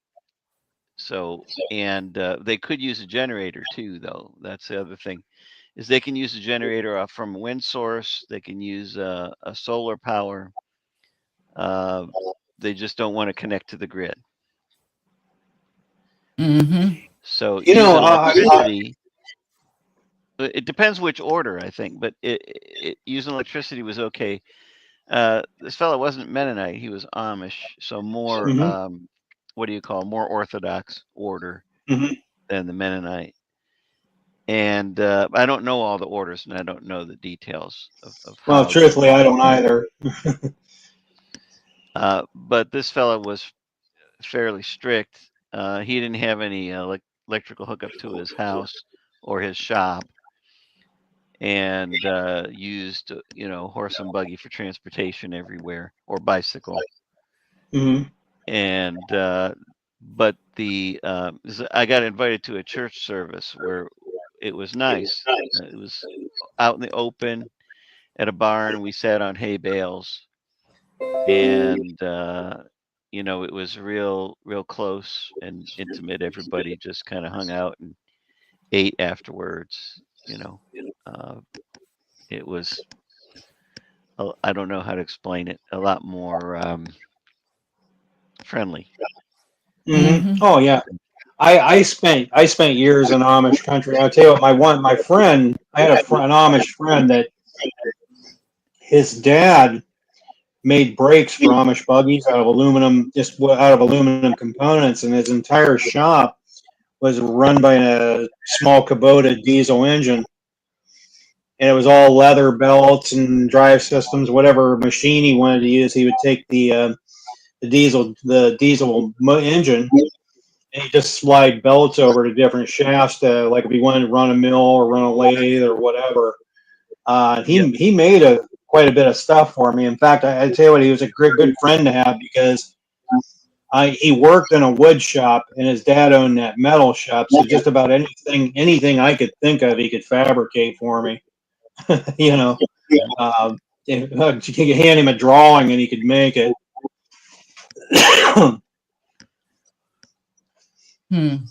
It was an interesting time, but that's been, I don't know, 20, 30 years ago. But I imagine that area hasn't changed a whole lot since then. I mean, it's an interesting culture. But yeah, I used to, like I said, I worked there for a good long, at least I think it was 4 or 5 years I worked there. Well, the solar array. I was asking about the solar arrays, and the Mhm. newer solar arrays are very inexpensive, and they don't age rapidly like the older ones did.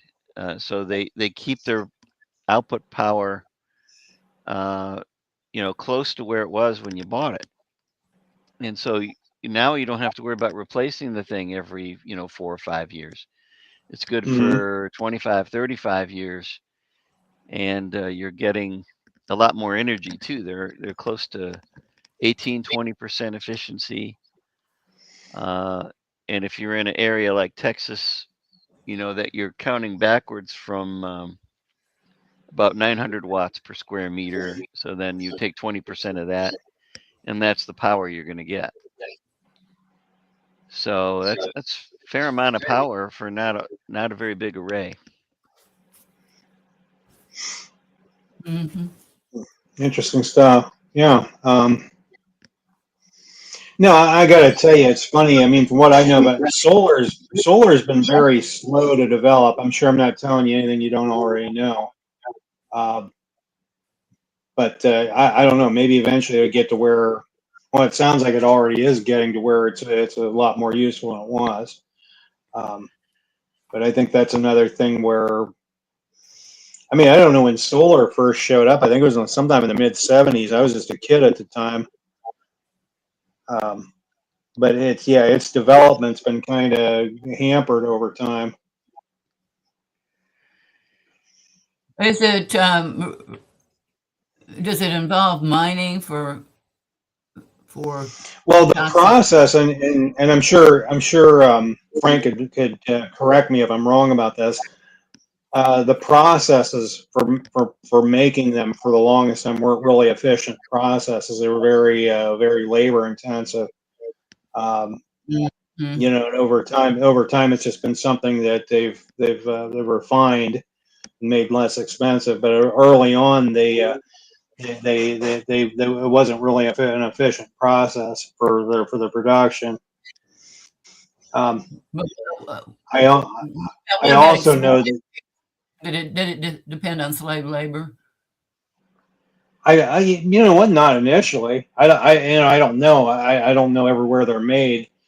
You know, I imagine if a lot of these solar panels are made in China, sure, Hmm. Hmm. that's slave labor. Yeah, right. That would be a concern, It was a until. big startup in California. Trying to remember the name of it now. It starts with a word that sounds like solar, but it turned out to be a big Ponzi scheme, right? So they were getting all these investors and pumping up the Uh, name, and then they were talking about a solar array that was just a sheet of mylar that they would, add the doping in the semiconductor right there in a lab, and they claimed to have this refined, excellent process, but it all turned out to be a sham. The demos that they did mhm. were faked, and their investors were, left with nothing. I'm trying to remember the name. They were in Bay Area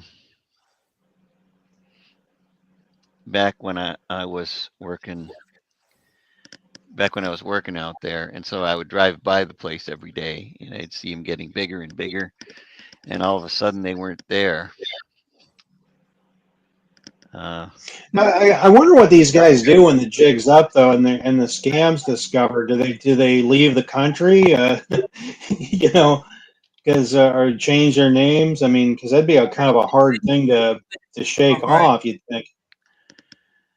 Yeah, they they do. started up with a new name in a new place, Mhm. and Yeah, similar scam though, with yeah, nah. other frills. Yeah, I don't know. I don't know. I I just I think. just Googled solar company in Bay Area scam, and a whole bunch of them came up. So I guess there wasn't just one. I had the same idea. Hey, we So can do it too. They got away with it. Sun Power was one of them. That's not the one I was thinking of, but there's a whole bunch of them.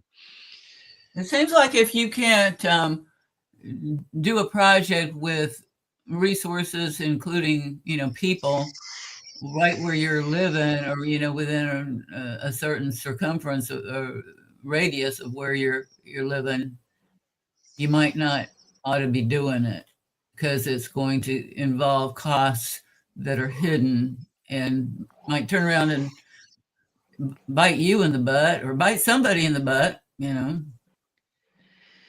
Yeah, there might be, and with solar panels, it depends which kind of solar cells you're using. Some of them can, when you dispose of them, and Yeah, there's they that. turn into something toxic, and you end up drinking the water, and it's no good. Right, right. A lot to be said for passive solar. Mm. What's passive The solar? passive solar. Oh, warming up your house. Warming up your house. But Sure, yeah. solar solar thermal. I had a thought at one point of it. How you could use solar to make gasoline from waste plastic. You're basically just using a big Fresnel lens to heat a retort. Um, the Fresnel lens focuses sunlight in a lot smaller area. Um, but here's the thing: there you run into it's kind of tricky to align lens up with the sunlight at the right time, and you know, but then that Yeah. seemed like it'd be a cheap way to heat the retort up. Otherwise, you'd be firing Mhm. up with wood or something else. But there's another really big problem is all the waste plastic that we have now. I mean, Well, you could run a engine. I'm sorry. Yeah. What about the waste plastic? waste, but well, there's a lot of it. I mean, if you look at the plastic production that you have every year, it's almost equivalent to the oil production because it's an oil derived product. And of course, over time, when things made out of plastic wear out or whatever, it ends up in a landfill. But plastic can be broken down through pyrolysis into gasoline, kerosene, and diesel. All you need to do is put in a retort and throw enough heat on it, and then you have a riser column, just like you would at an oil refinery, that breaks those things up into the different types of fuels. I didn't Um, understand the word you said. Retort. a retort, retort like you'd make charcoal in. You put wood in a retort and you heat it up and it makes charcoal. Now, there's Oh, a gotcha. gas that comes. Yeah. We could So do you're the same thing with restricting the plastic. oxygen. You're Hmm. restricting the Yeah. oxygen, and then it would convert it back to its petroleum components. Right, exactly. Yeah, that's the process. And you have a riser column like they have at an oil refinery. The gases rise up through the riser and they condense at a certain point. One point of condensation, you have gasoline, then you have kerosene, diesel. I don't know. You might be able to get a lot of different like you might be able to get naphtha and the other oil derivatives out of it too. Um, but there's YouTubers. There's people all over YouTube doing that. I guess you could do it with old tires too, although that's kind of a lot more difficult and involved process. I think there's a lot of our last broadcast was on toxins in our environment, and there's so many.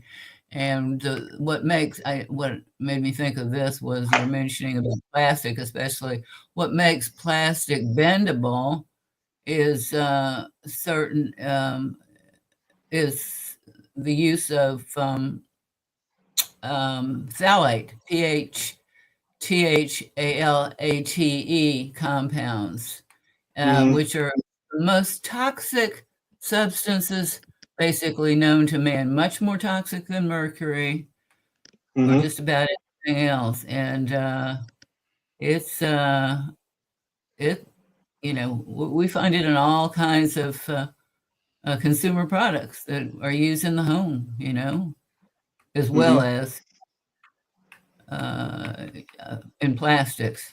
Remember, y'all remember back in the 70s the film The Graduate with Dustin Hoffman, and they're at the cocktail party, and the old guy comes up, or older guy comes up to Dustin Hoffman, who's a recent college graduate, and basically says, "I'm going to tell you a big secret."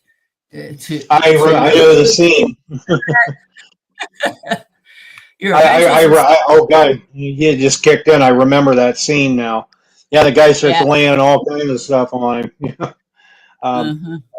but I'll tell you this: another thing you have to, it's just like anything else. There's potentially toxic byproducts. If you start getting into pyrolysis, it produces dioxins, which you want to be careful of because dioxins are fairly toxic. But I think there's relatively little risk of that. But it's pretty much just like anything else. There's toxicity and that kind of well, a lot of things like that.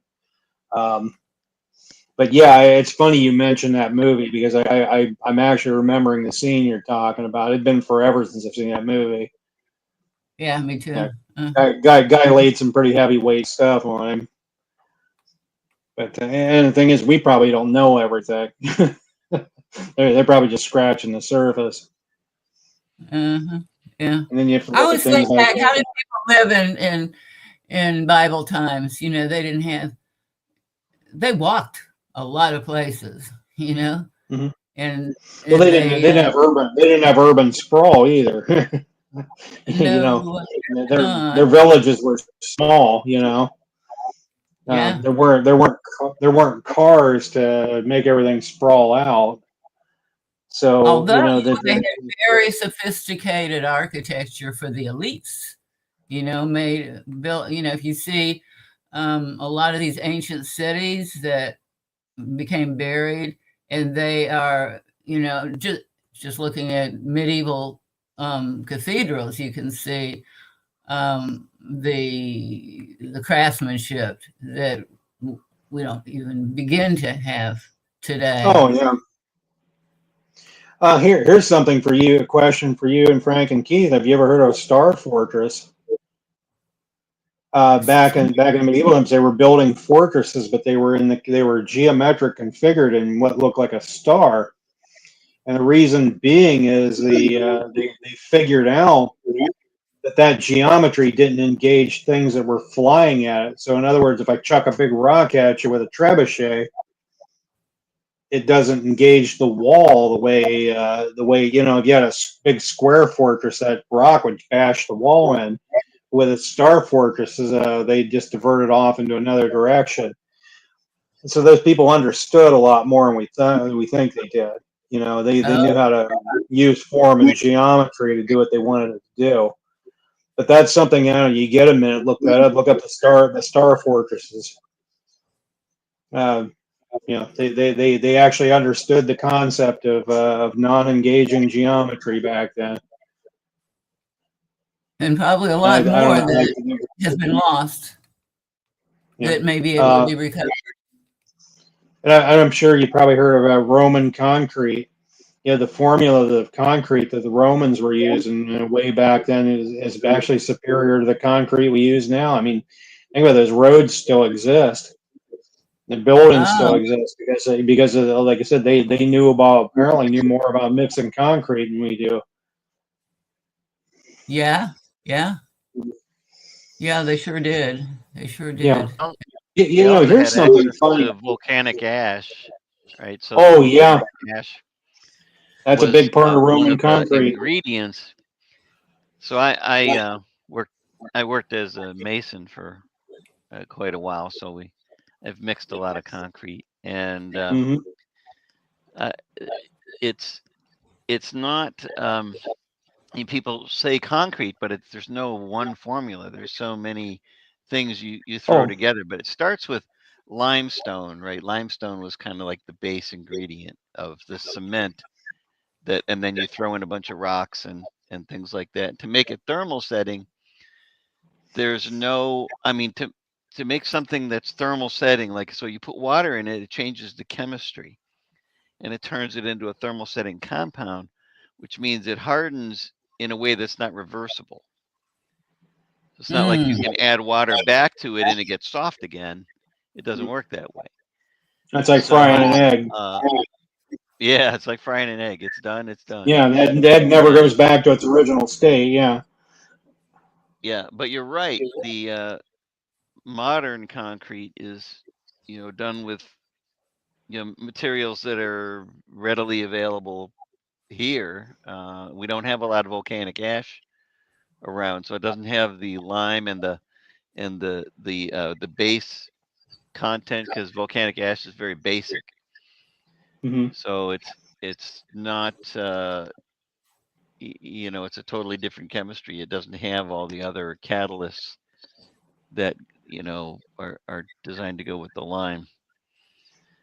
Hmm. But here they most make most concrete by mixing sand. There's a lot of sand. It's a beach yeah. area, and clay, and with some water, I guess. And Well, they the great thing about concrete is the coefficient of thermal expansion is almost identical to steel, and so you can reinforce it with steel, and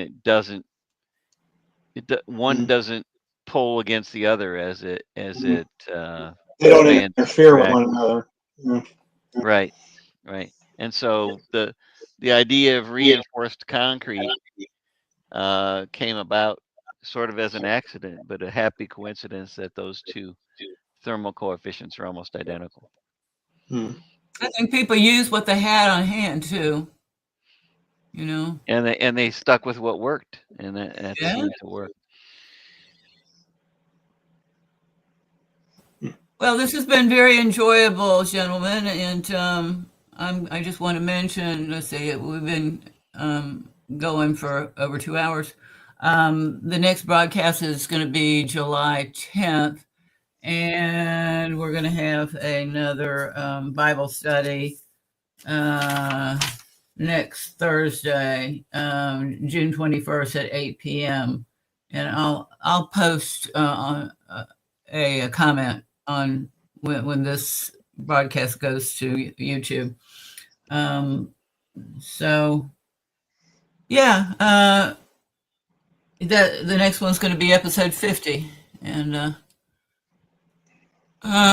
anyway, so I look forward to seeing y'all and maybe even more people next time. As always, I can be reached at WLJAradio@AOL.com or 614-633-0215. We're still running the Ohio Circuit Court of Record under God's law. So we'll help other people do the same thing, similar things in their states, or other people who want to get courts going in Ohio. So thank you, and we'll meet again next month. Frank, Right. Keith, Catherine, it was good talking to you again. We'll do it again sometime. Likewise. God bless. Thank you, Catherine. God bless. Thanks, Frank. Thanks, Ron. Yeah, good night.